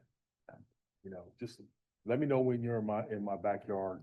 So you drive the perimeter. How often do you do that? Because that's a one and done type. At that point in time, it's not a continuous reading of that, right? So I've set up a couple devices in my office to continuously monitor. But I go around to my radio sites to check on the health of them. And that was when I discovered, hey, wait a minute, I've got another police agency here. What channel are they using? I've got another, VIP movement that just came into the terminal. What channels are they using? And then that at least 3 or 4 times a week, I'm between here and Martin State, because we still have a military presence at Martin State. And so. Any areas of improvement? How do you think you can help move this problem forward? Again, coordination, direct, hey, put a name and a face and a number, have a number. Hey guys, I got some adjacent interference going on here. We just lost the ILS. We got GPS issues in Martin State. Didn't know that Aberdeen had lit up for a test operation. So kind of like a regional, reaching out to the partners. We got a lot of medevacs going into Johns Hopkins. We've got the Department of Energy helicopter craft doing surveillance. And it's like, hey, somebody say something on that before we had that given day. Dave, any other thoughts on some of these things? So for the purposes of the room and anybody that's listening in online, the takeaway is we could talk forever about stories and what happens and what we lose, what we don't. To me, my biggest concern with everybody, and it goes to everybody in this room as well, is what's your redundancy? The fact that whatever you lose, whether you lose GPS, RF, or whatnot, at all these the Key Bridge collapse was a great one for the Baltimore area, because what was our backup for that channel, for getting cargo, for everything we needed? Nobody seems to ever have a backup. Whatever we lose, whatever systems lose, whether the Colonial Pipeline shuts down, we need air fuel, jet fuel, Jet A, or for every one of us in this room, do you even have backups on your contacts, everything like that? Anyone under the age of 25 can't function without their cell phone. They lose that, they seem to just not even be able to function as a human. And I'm not making fun of anybody or anything like that. To my TSA colleague that mentioned earlier, the way we'll know that, and she gets credit for this, not me, that China and Taiwan are going at it, is we're gonna lose a lot of our systems, mainly in the transportation sector. We may even lose power. We may have no power for a long period of time. For those of you around in 2003, the Northeast blackout almost made it to Maryland. What that does to all of us and what your backups are. It doesn't matter what it is. You have a UPS plane crash at Louisville, Kentucky. What's your backups? Can you function without, at BWI Airport, we have 2 power systems, 2 substations. We lose one, we may actually not be able to run the airport on the other. I am amazed the number of people that have not even backed up their contacts from their government phone or their work phone to their personal phone. Very easy to do, takes 3 minutes or less, to the point that even if your battery fails on one, can you function on the other? And I'm always amazed at how, no matter what the loss is, signal, GPS, anything, nobody ever has a backup nor a plan. And that to me is my takeaway from everybody. Every time we have something bad happen, people are oftentimes caught unprepared. And you can see with the airlines, to focus on the airport, Alaska Airlines loses their systems. They're trying to do paper tickets, and they can't They can't run flights. The Southwest meltdown of Christmas time a few years ago. The lack of redundancy, and all of us have this, myself included. We don't have a backup system if we need. We don't have, typically in the government we call it COOP, continuity of operations. We really all need to do that, and we need to practice that. Nobody has a clue until something bad happens or we lose something. But my favorite is a cell phone. The number of times people are like, I don't have you stored in my, I don't know who this is. Like, how do you not have a backup? How do you cannot restore that? We're better than this as a government and in transportation in general, but we're not prepared. And we seem to keep learning that lesson over and over again. Yeah, and anecdotally, one of the owners of buildings like this, we did a tabletop exercise and we go through the whole thing, and the IT staff was so proud. They had a complete incident response together. They had a distribution list of every single person based on the severity of the incident. But the first thing was their email was down. So they had no idea on how to even think about communicating to their constituents, employees without email. So my takeaway or from you guys is when you think about those backup plans, think about them from a digital perspective, but also an analog perspective, right? If a Verizon incident happens, how do you communicate with someone else? Do you have a secondary plan from a texting perspective of personal numbers in that? So, and then make it very, very local. To me, an incident plan should not be a 6-inch binder that someone pulls out when something happens. The way we recommend to folks is every single individual employee should have a 3x5 index card that has 3 things that they have to do if what they do on a daily basis is not practical to do in a digital world. So have the management team, go ahead, Doug. No, I was going to say also test it. Test your systems weekly, hourly. Test them off time. Test them at peak time. Test them under stress. It's hard to implement an operations plan under stress, under duress, and you've never actually gone through the steps or actually know the points of contact, the levels of response. Yeah, and in that particular table exercise, we broke it up into 3 parts. We had the worker bees in the morning, the middle level guys in the early afternoon, and the senior executives in the late afternoon. All 3 of them had completely different answers, right? And so we had a 4th session of everyone getting together to make sure everyone was rowing in the same boat. How do you think about that from, your particular, this complexity of all of the stakeholders you have? Yeah, so it does come back to number one, I would say take it even to a more practical level, which is what's the data telling us? And do we even have that today as a nation on where are the events occurring? How frequently are they occurring? Is there a particular trend around what's happening? And again, most largely we think, or what we're able to identify today are drones that are coming off the shelf that we know what those frequencies are. So we're not necessarily considering the nefarious types that built the home drone and are not necessarily using a licensed frequency. So again, where do we report that information to a central repository? Right now, there's a notice of proposed rulemaking out there, passed in May, I believe, or was released in May from the FAA under the Safety Act, encouraging airports for information around how should we as a nation go about reporting these incidents.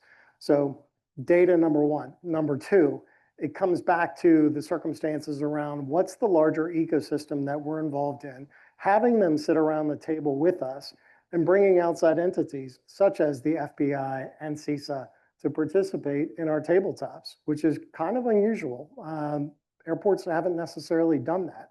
So it's a learning exercise, but at the same time, take a page out of yesterday's commentary about humility and being able to recognize, you know what, we're not perfect by any stretch. And there is a hole somewhere in this process. What is the hole or holes, and how are we going to plug them to prevent it going forward in the future? And we'll end on this. Again, from yesterday's panel, the concern that's emerging rather rapidly, and it was discussed earlier today, is now throw AI on top of everything. So it's not necessarily the risk, it's the speed at which it's created that risk. It's just identified those holes much faster. So what are we doing to participate on the front end that says, all right, AI is not necessarily the enemy. How do we leverage it to our benefit to find those holes quicker than the bad guys? And from a policy perspective, from an authoritative, is it CISA? Is it the FAA? Is it like who ultimately owns the responsibility? If there's a 400, a drone 400 feet above a runway apron, like who ultimately drives that from? So this is a common question because everybody wants, and let me start off by saying, when we do counter drone stuff, and I don't know if anyone else, I don't think anyone else in here actually works counter UAS. So actually out there, when I mean working like at a Super Bowl, at the Preakness, whatever we have for an event, and we're actually out there working counter drones, it's everybody. You know, you go to a major concert and you go, those guys have SAFE there, this private security guards that make sure crowds don't jump the field. I love them. They're the best. They know the stadium, they know the environment. It's everybody. It's Maryland State Police. It's everybody. So first of all, it's all of us. But who owns it? It's only the FAA. If it impacts aviation, it's going to be the FBI. It's what's called the Special Aircraft Jurisdiction of the United States. There's counter UAS authorities now with the Federal Air Marshal Service and things like that. But the only one that owns this, the only one that can do anything is the FAA. They regulate airspace, and it's not even 400 feet. As soon as you launch, think if you're up at the Pennsylvania border, Maryland, you just want to spy on your neighbor, you're a peeping Tom, and you want to look at the bedroom kind of thing. Believe it or not, that's against the law in Pennsylvania, not in Maryland. Weird. But if you're doing something like that, as soon as you launch 20 feet, you are in what's called federal airspace. The reason it's federal airspace is because you may be in Pennsylvania or Maryland. So Maryland State Police or Pennsylvania PSP, they can't come after you. It's federal airspace. It's all federal, regulated by the FAA. My greatest finds when I take somebody's drone at an NFL game, Chris Curran is a great guy to have. If you ever want NFL, what they're doing, he runs that. He's Catholic linears. He calls me all the time from NFL ops. He will tell you whatever we're doing, as soon as somebody launches, that's federal airspace. And the only one that can control it is FAA. When we seize a drone, the FAA fine is between $20,000 and $40,000. I've taken several drones at Ravens games. The guy calls me back, hey, you said I wasn't getting charged. I said, yep. But I got this fine for $23,000. It's going to take him the rest of his life to pay it. Good luck with that. It's what's called civil enforcement action, but it's run by the FAA. They are the only agency. Yeah. It could be much higher, yeah, if he threatens life and everything like that. But on average, again, when we're actually taking drones, we're seeing the fines between 20 and 30 right now across the board. But regardless, it's only the FAA. Don't let CISA or even FBI tell you it's them. It's the FAA. They are this one-stop shop. Dave, you bring up a great point of who in here would have thought to go talk to the NFL? Yeah. Okay, one. Golden star. No, the gist is, and we see this across the board, right? So it's aviation, it's only aviation, and we go to the aviation depot and we pull the aviation solution off the shelf. And that's not necessarily the right solution, particularly in these emergent times. So how do we work across party lines to other industries? Target the ones that actually have potentially funding. So, private versus public. Airports in the US, largely public, restricted on what they can do, have to go through procurement processes. How do we partner with non-industry that might have the funds to support this ecosystem? Which comes back to where I would check in with Bobby on, we have taken, wearing my airport hat, we've taken the airport and basically turned it into a massive R&D lab. So how do we take technologies like Bobby's, bring it into the ecosystem, test it, prove it, and then help take it not just to our industry, but to share it amongst others? Because there's oil and gas out there, there's the energy sector, you name it, it's out there, and they need our help. Let's do a lightning round. Leave one thought for the audience of what they can do to help solve the problem. I'll start it. I believe in being persistent, being proactive. And when you look at spectrum, it's not just a one-time thing. When you look at continuity of operations, it means not just saying, this is what it's always going to look like. That means, and add the word persistent, add AI. Before you know it, you have persistent AI-enabled spectrum monitoring. 24/7, you know what's in your airspace, you know who's operating, you're communicating, collaborating, and understand and planning spectrum coordination, and you have visibility, near real-time visibility in airspace. Know 5 things: who to talk to, when to talk to, what to talk to, test it, operationally, and then test it again to a failure. Mine is just, please, for the love of God, keep your focus on the people you protect. Like NFL is a great one. I don't give a crap about the NFL. I literally have the coach of the Ravens. It used to be John Harbaugh. I even stored my He's phone. a Giants guy. Well, We're happy. I have the coach of the Ravens. He texted me. I literally have him stored my phone. His first name coach, last name Ravens. I don't give a crap who he is. I don't care. And I mean that sincerely in the sense that who I care about are those 70,000 people at the game. Somebody died at a Patriots Jets game from a drone going into the stadium. Like, we need to care about the people we protect. As I stand in the airport, I really don't care about other agencies or anything else. I care about the passengers we're there for. You look around, you'll see a blind child or an elderly couple that reminds you of your parents. Never forget who we are there for. And many of my colleagues tend to forget the mission set. It's really about keeping people safe. That's all we care about, period.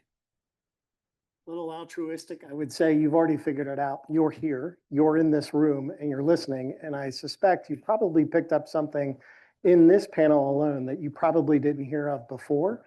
So moral of the story is you can't do it alone.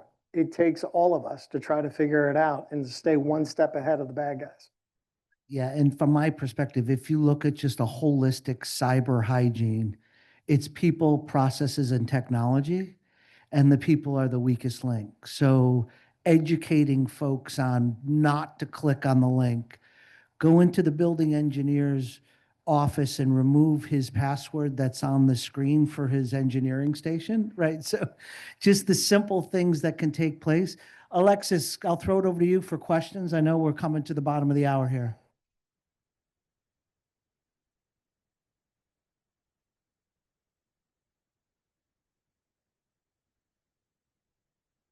Any questions in the audience?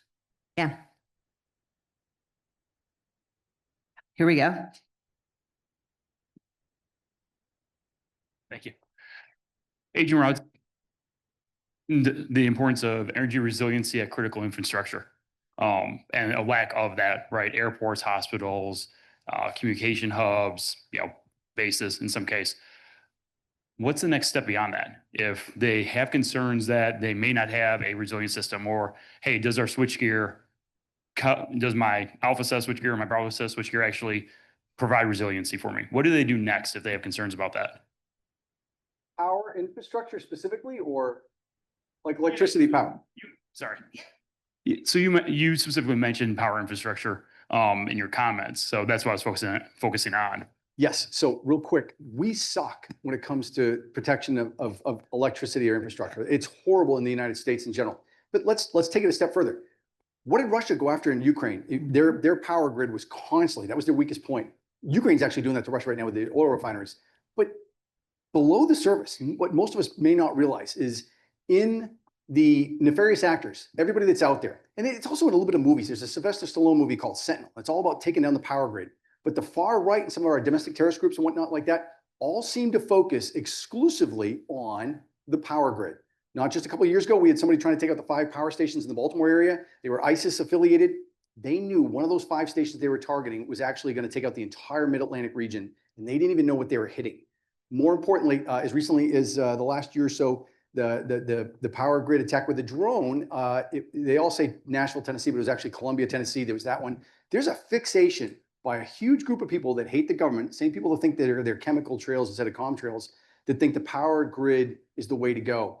And we're just sorely prepared for that. I don't have a good answer of how we're going to protect it, but what I want everyone to take away from that is, holy crap, there's a lot of people just targeting the power grid constantly. One year, I think it was 2023, don't quote me on that, the year it was 41 attacks on the power grid in the United States. Where the heck, it was North Carolina, Ohio, it was all over the place.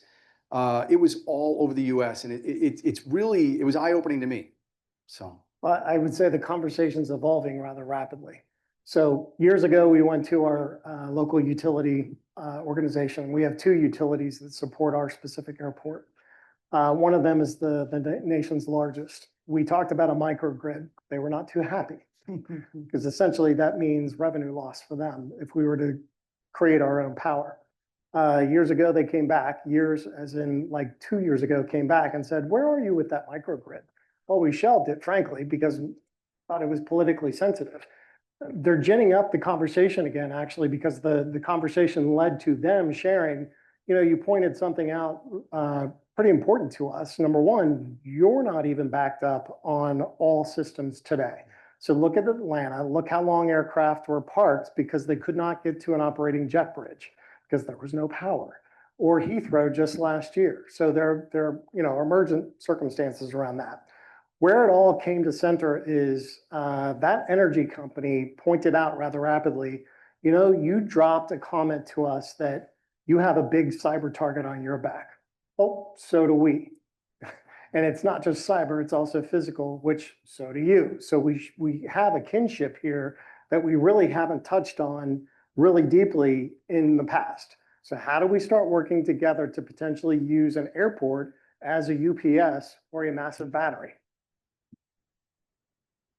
We also have a question online, and that is, I would offer a reframe to people being the weakest link. They are our frontline sensors. We need to train and empower them to say something if they see something. I totally agree. I did not phrase that as well, but so I concur with that person. So. Okay. And it is our job to make sure they're trained, right? That's the biggest thing is Yeah. getting the awareness training and other things out there for every parts of the organizations, right?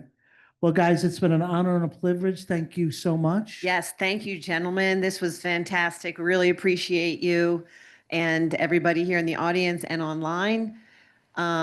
We are going to continue with our breakout session presentations. I will say we're going to end a little bit earlier today because one of our session presenters is not going to be able to present. So we're just going to accelerate the agenda. So we'll just take a moment to let the panelists get down from the stage, and we're going to move on with Stealth Path, who's going to be doing their presentation. Thank you all. Well, hello, afternoon. Kingston from Stealth Path. I'm here, President and CEO, Jason Rod, Operating Officer, Alexander Kingston, CTO, and Norris, Head of DevSecOps and Automation. First of all, I would like to thank TAC for collaboration together. It's good to see government, academia, and industry and have some very interesting and educational conversations and also see what this is of the problems that we're all facing. At Stealth Path, our mission is very simple, is to provide visibility to a network in a manner that is frictionless, not to add any risk or vector or attack vector while we're doing that. And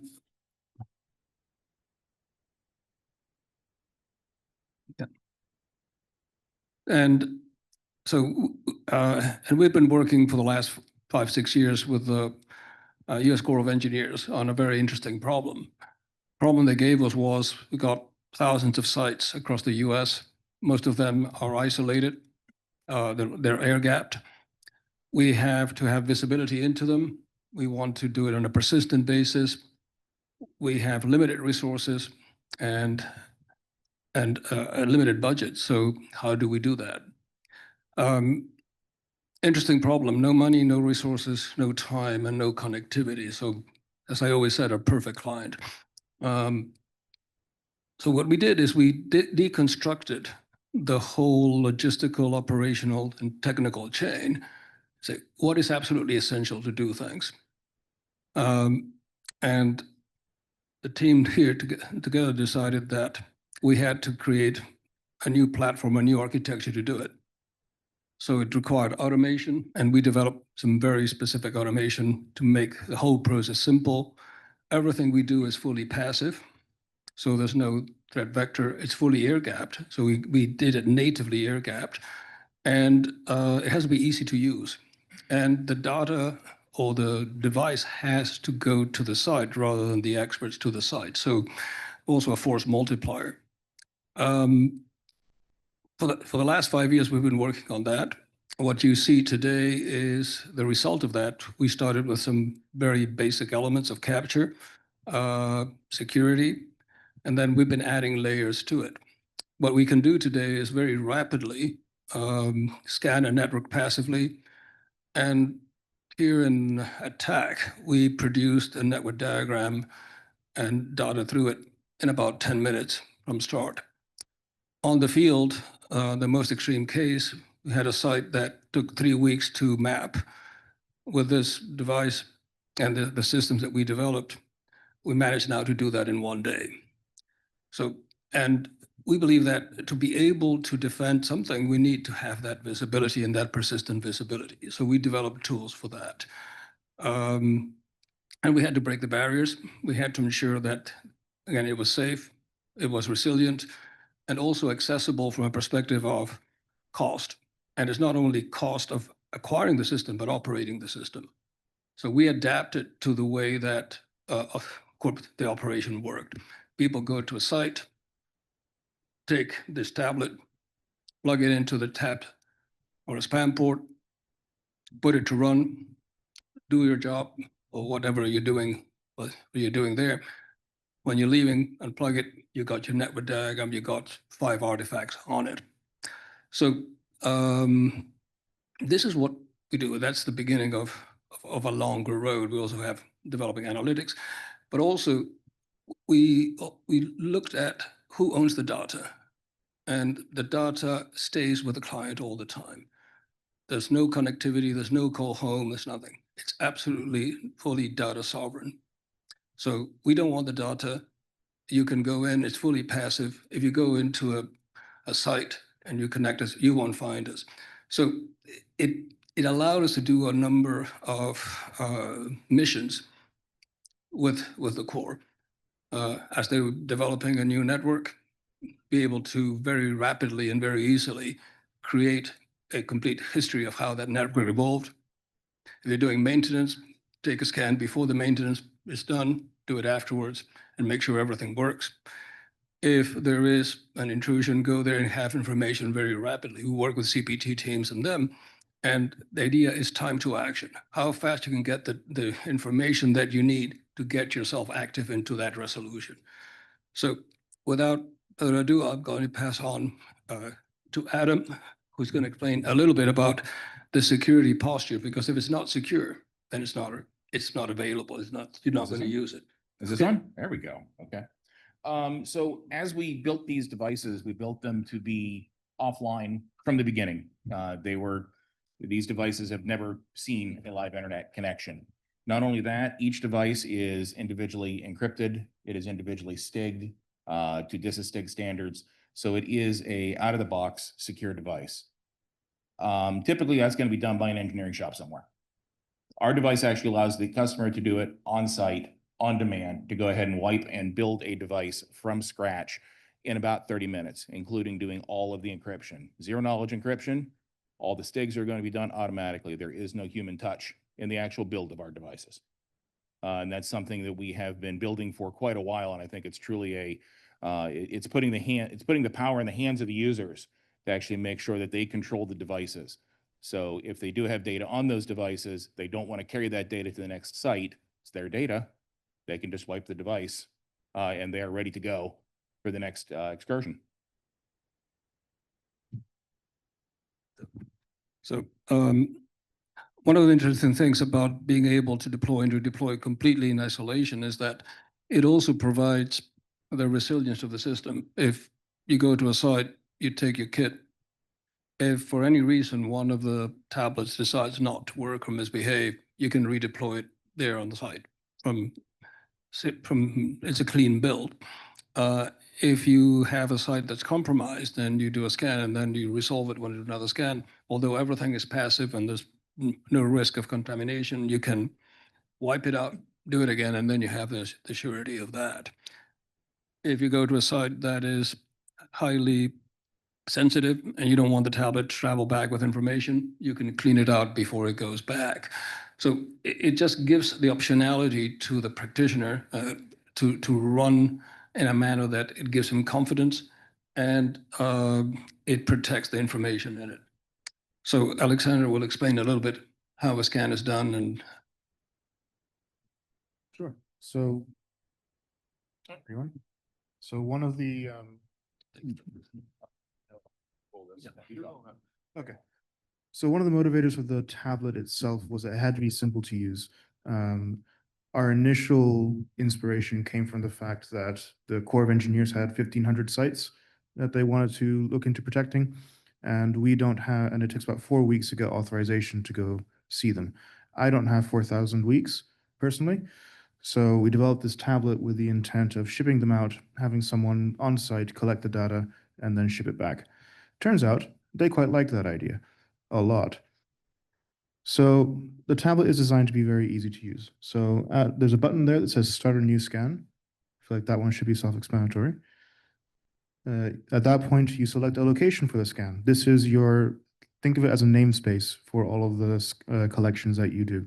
If you have multiple taps in a site, each at different points in the site, then you can go through each one individually, do a capture, and it'll all get collected under the same logical grouping.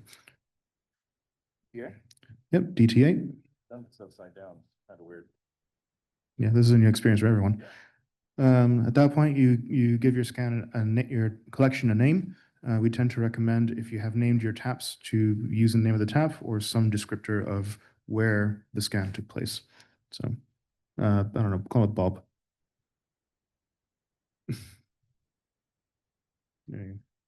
At this point, it's going to do a quick check to make sure everything is ready. So the network interfaces are attached to the tablet. It does have sufficient power.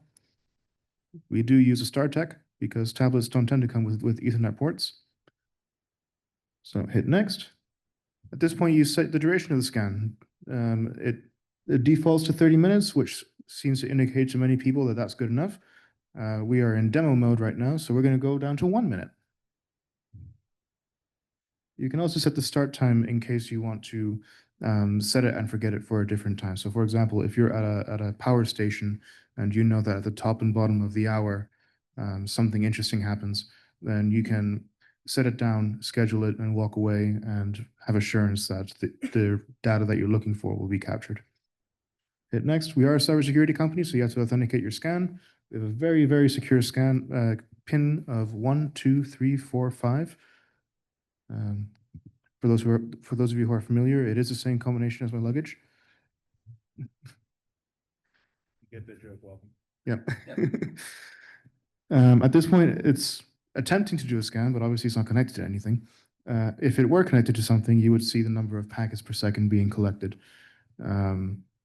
Over at the model airport, we did see around 1,200 packets per second on average. And we'll bring up one that we did prior.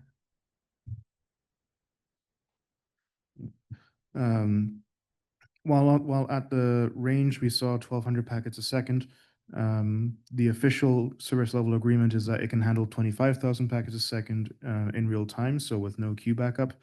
But I have seen it go up personally to about 80,000 packets a second, though I don't recommend doing that for a long time. Once the scan is complete, you'll see the number of conversations, the number of devices, the number of packets. You also see in red down here, I know it's difficult for those of you in the back, but undecoded packets. We don't make any assumptions that we can understand everything that comes across the wire. So anything we don't know what to do with, instead of dropping it on the floor, we put it off to the side so that an analyst can go and look at them later. And maybe they know what it is and they can, if they choose, tell us or not. On the tablet as well, you can view the PDF report, which gives you a summary of what was captured. You have your usual suspects here, a summary, the devices themselves, ports and protocols as well, and the connections, as well as a breakdown on how much of the traffic was encrypted. So it's your high-level overview just to see what you got. You can also see the network diagram. We do generate and display a network diagram on the tablet as well. And this is one of the 5 artifacts that get exported once a collection is complete. Beyond the PDF file and the network diagram, you do also get a JSON file and an Excel workbook. All of that has the extracted data that we collected from the packets themselves. So from there, it just depends on what your preferred data format is. And we also give you the PCAP file itself. So this goes back to our point on data sovereignty. What was collected is fundamentally your data. And so we don't require you to use our tools to analyze it. And we give you everything in its raw form in case you have your preferred method of taking a look at it. As for what you do with the collection once you have it, we do have another server, which, as Adam mentioned, is our provisioning server. It's also our aggregation server. So at that point, you would plug in the tablet back into that server, and you'd be able to bring back all of the collections, either from one tablet or multiple tablets, if you have them. And if everything is under the same location name, everything will be merged together on that aggregation server. From that server, you'll also see a consolidated network diagram. We don't have a picture of it with us, but it does break things down by subnets, shows all the connections, and clicking on a node does give you the device details. And so when we mentioned that we were able to get the network diagram quite quickly, it was through the combination of the tablet going to the tap, doing a 5-minute scan, heading back to our server. Aggregation took 30 seconds. Less. So max time was about 6 minutes from nothing to network diagram. Yep. And on the range, we have our booth there, and we have the system working and showing the diagram if you want to see an integrated diagram with all the artifacts that it has. Yeah. There's also another device that we developed, which gives you persistent capture. We call it Stealth Vault. But we use that to have continuous capturing of data. But Alexander can explain that. So you can think of Stealth Vault as a sort of black box for a unmanned network. Basically, its sole purpose in life is to capture network data and keep it stored for as long as it possibly can. Right now, the default retention policy is about 90 days. It has a 4 terabyte hard drive in it. So really depends on how chatty the network happens to be. But for example, for this network here on the range, we captured about 200 gigabytes over the course of 6 days. So anyone who's good at arithmetic can figure that one out.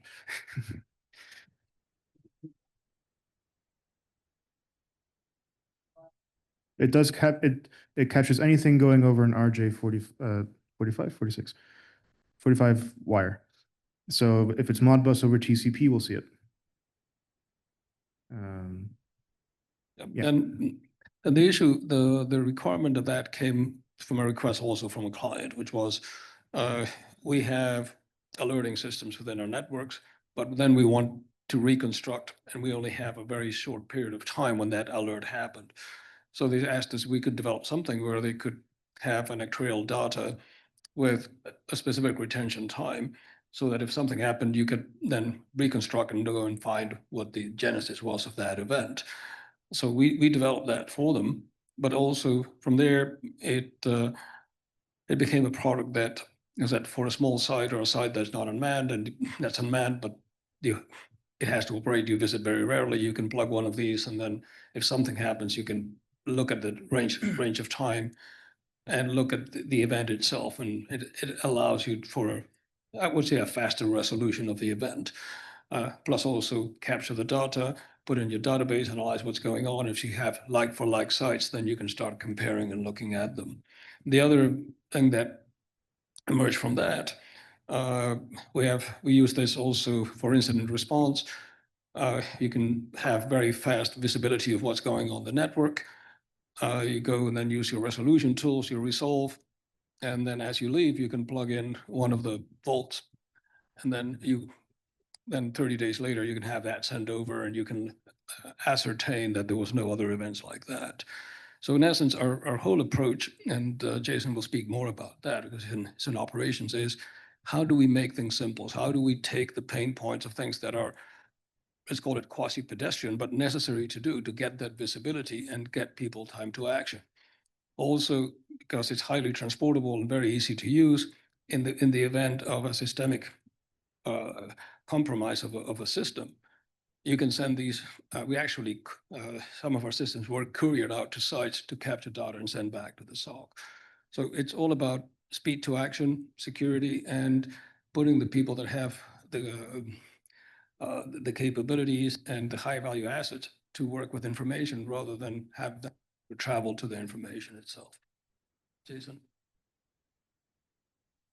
Yeah, the basic point that we tried to get to is how is it that we could take your operational processes, those things that you do every single day as an operator on site, and how can we make it so that you could be in that loop of collecting the data? And as we looked through and we saw all of those pain points, that was where the genesis of the product came from. And that's how we've integrated in improvements and solutions, because as we looked at it, there is a problem of having enough cybersecurity talent. And in general, organizations have a centralized set of talent for that, but they may not have it on every single site. And so how can we get that data from those sites? In our scenario, most of those were, closed restricted networks. How can we get that data back to a centralized place so that the people who are trained to be able to analyze that data can do that very efficiently? And, we see that as something that's going to be needed, especially as you take into some of these multi-node, multi-threat scenarios where you have systemic issues. How could you use the talent that's on site to be able to collect that data, get it to where it needs to go so that you can get resolution regardless of if you have connectivity or not? Okay, well, the last thing I have to say, we've been working with Corps of Engineers. We have a sole source contract with them. It's just been awarded an SBIR, so thank you to the Air Force on that. And have any questions? We try to keep it simple, and we have it. We tell you we don't have it. We tell you we don't have it. Questions? Yeah, I was looking online. Any questions online? No? Okay. Well, thank you All very right, much. thank you so much. We are, EJ, we're going to go right to Digital Global Systems, DGS, to present. So that will also accelerate our agenda, and we will end early today. So we will finish with you. So we're going to wrap the session here. Yesterday, we did one of the sessions with DGS and RF spectrum analysis and what we do. But at the end of the day, DGS is a network probe for radios. So we can see everything that's out there from an RF environment. And yes. Yeah, that's fine. Yeah. But one of the outgrowths that came out of this, we started thinking about how wireless affects your path as a journey, as a going on a trip, either business or personal. And if you look, an individual touches at least 27 systems across the ecosystem through their journey, right? And then most of those have some kind of RF play, whether you're an individual using a phone to do the booking, and you go all the way through this ecosystem. That doesn't include the 138 systems that the FAA has to run to keep the planes in the air. So, but the whole idea and the whole thought was, in order from an attack surface, it's across multiple vectors, and radios are a very big attack surface that no one's thinking about at the level that they should be thinking about. On the OT side, you have all kinds of radios, from two-way push to talk to other things that can be impacted by jammers and others. So the whole point was, hey, when you think through your cybersecurity hygiene and story, don't forget the radios that are out there that are connecting these devices. We talked to one of the airports. He came up to me after and said, you brought something up that's really interesting. In my bathrooms, you see the smiley faces that you hit the button of whether it's clean or not. They have LoRaWAN devices that are connected to their network. They've never looked at them.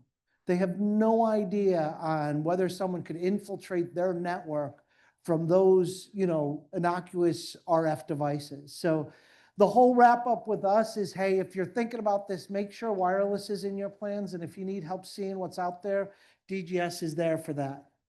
Any questions on that? Lucian, where's Lucian? So we're gonna just wrap this whole thing up. We thank you all for sticking around.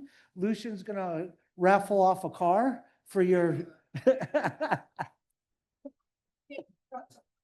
For those of you who stuck around, we did have a special surprise, right? We're raffling off his car.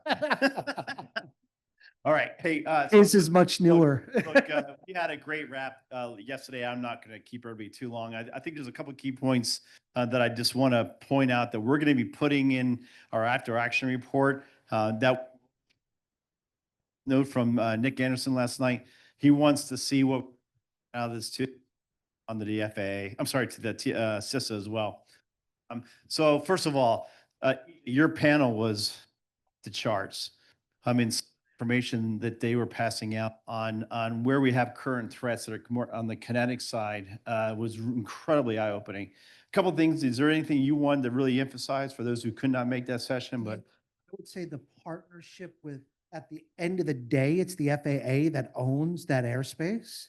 So how any of your local airports and all of these different groups from the drone incursions, how there's a sharing of that information back to drive the remediation. right. And then I actually had a chance to talk to Jay afterwards, which was not your panel, it was a panel before.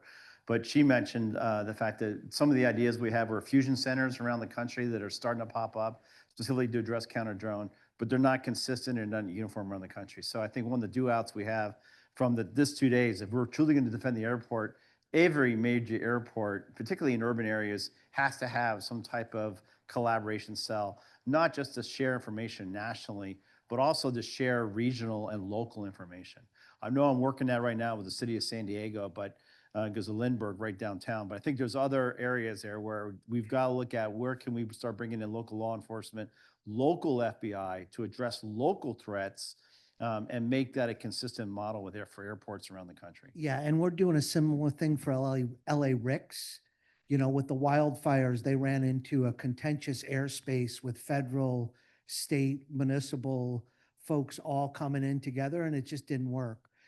They're thinking through and trying to set up those programs in light of the Olympics for them as well, to make sure that they have that integrated approach across the multiple jurisdictions and agencies at the federal, state, and local level. Yeah, no, so, and there's no doubt, and Alex, this is really a benefit to, a credit to you. The two panels today ratcheted the urgency up significantly, particularly that second panel, talking about all the airports and what they're dealing with threats around the country right now. Oh, my Lord. I mean, it just, if we're not fired up coming out of this, and I'm sorry to say that we may not be able to wait another year for Defend the Airport 3.0. Because of the fact that I know there's a sense of urgency, more importantly, things are changing by the month. I know we said this last year that we might be able to wait a year, but I think we do need to look at a shorter amount of time, bringing a larger group in. And I think particularly as the threat grows significantly, what? 2.5.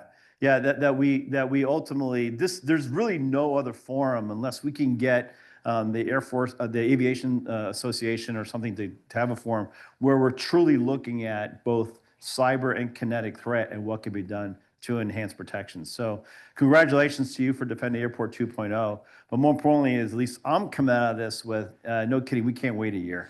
I don't know about you, EJ. Yeah, and one of you talked about that information sharing. Like if you think of the ISACs, they have been primarily IT focused, right? They don't have the cyber threats coming from the OT side as well. So I actually had that kind of a sidebar with Brian on that, saying how is there a larger scope of some of this kinetic and OT stuff flowing into the ISAC? I don't know if you've had anything on some of the other ones. No, as but I well. want to hear from the audience here too. This is the whole point here was this is a town hall. We will try to get this done early. If somebody's got something that they want to impress as far as their big observation from today, please grab the microphone so we can capture it. Anybody? The town hall. No, yeah, love a volunteer. Operational resiliency. So as the slide was just up there a few seconds ago, you look at over 128 different types of wireless networks. wow, you're touching all those different networks at different points in time within a 2-hour window as soon as you return your rent-a-car and enter the TSA construct and checkpoints, baggage claims, your ticketing, and also, by the way, the metrics, the biometric systems that are taking our facial recognition so they can validate and verify who we are so those doors can open so we can pass go at those checkpoints. And then we're now finally engaged at the terminal on boarding onto the aircraft. That is complex. These are micro cities. These networks have to be resilient.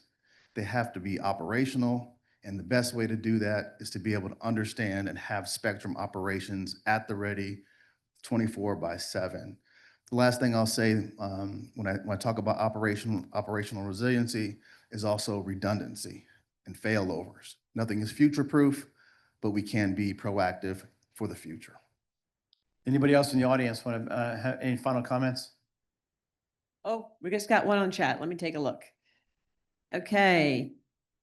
Is anyone aware of this? CISA is hosting CISA and Aviation Cyber Initiative, ACI, Wright Brothers Series Cyber Tabletop Exercise on August 19th. The National Cyber Exercise Program, in collaboration with the Aviation Cyber Initiative, will be hosting the sixth installment of Aviation Cyber Initiative.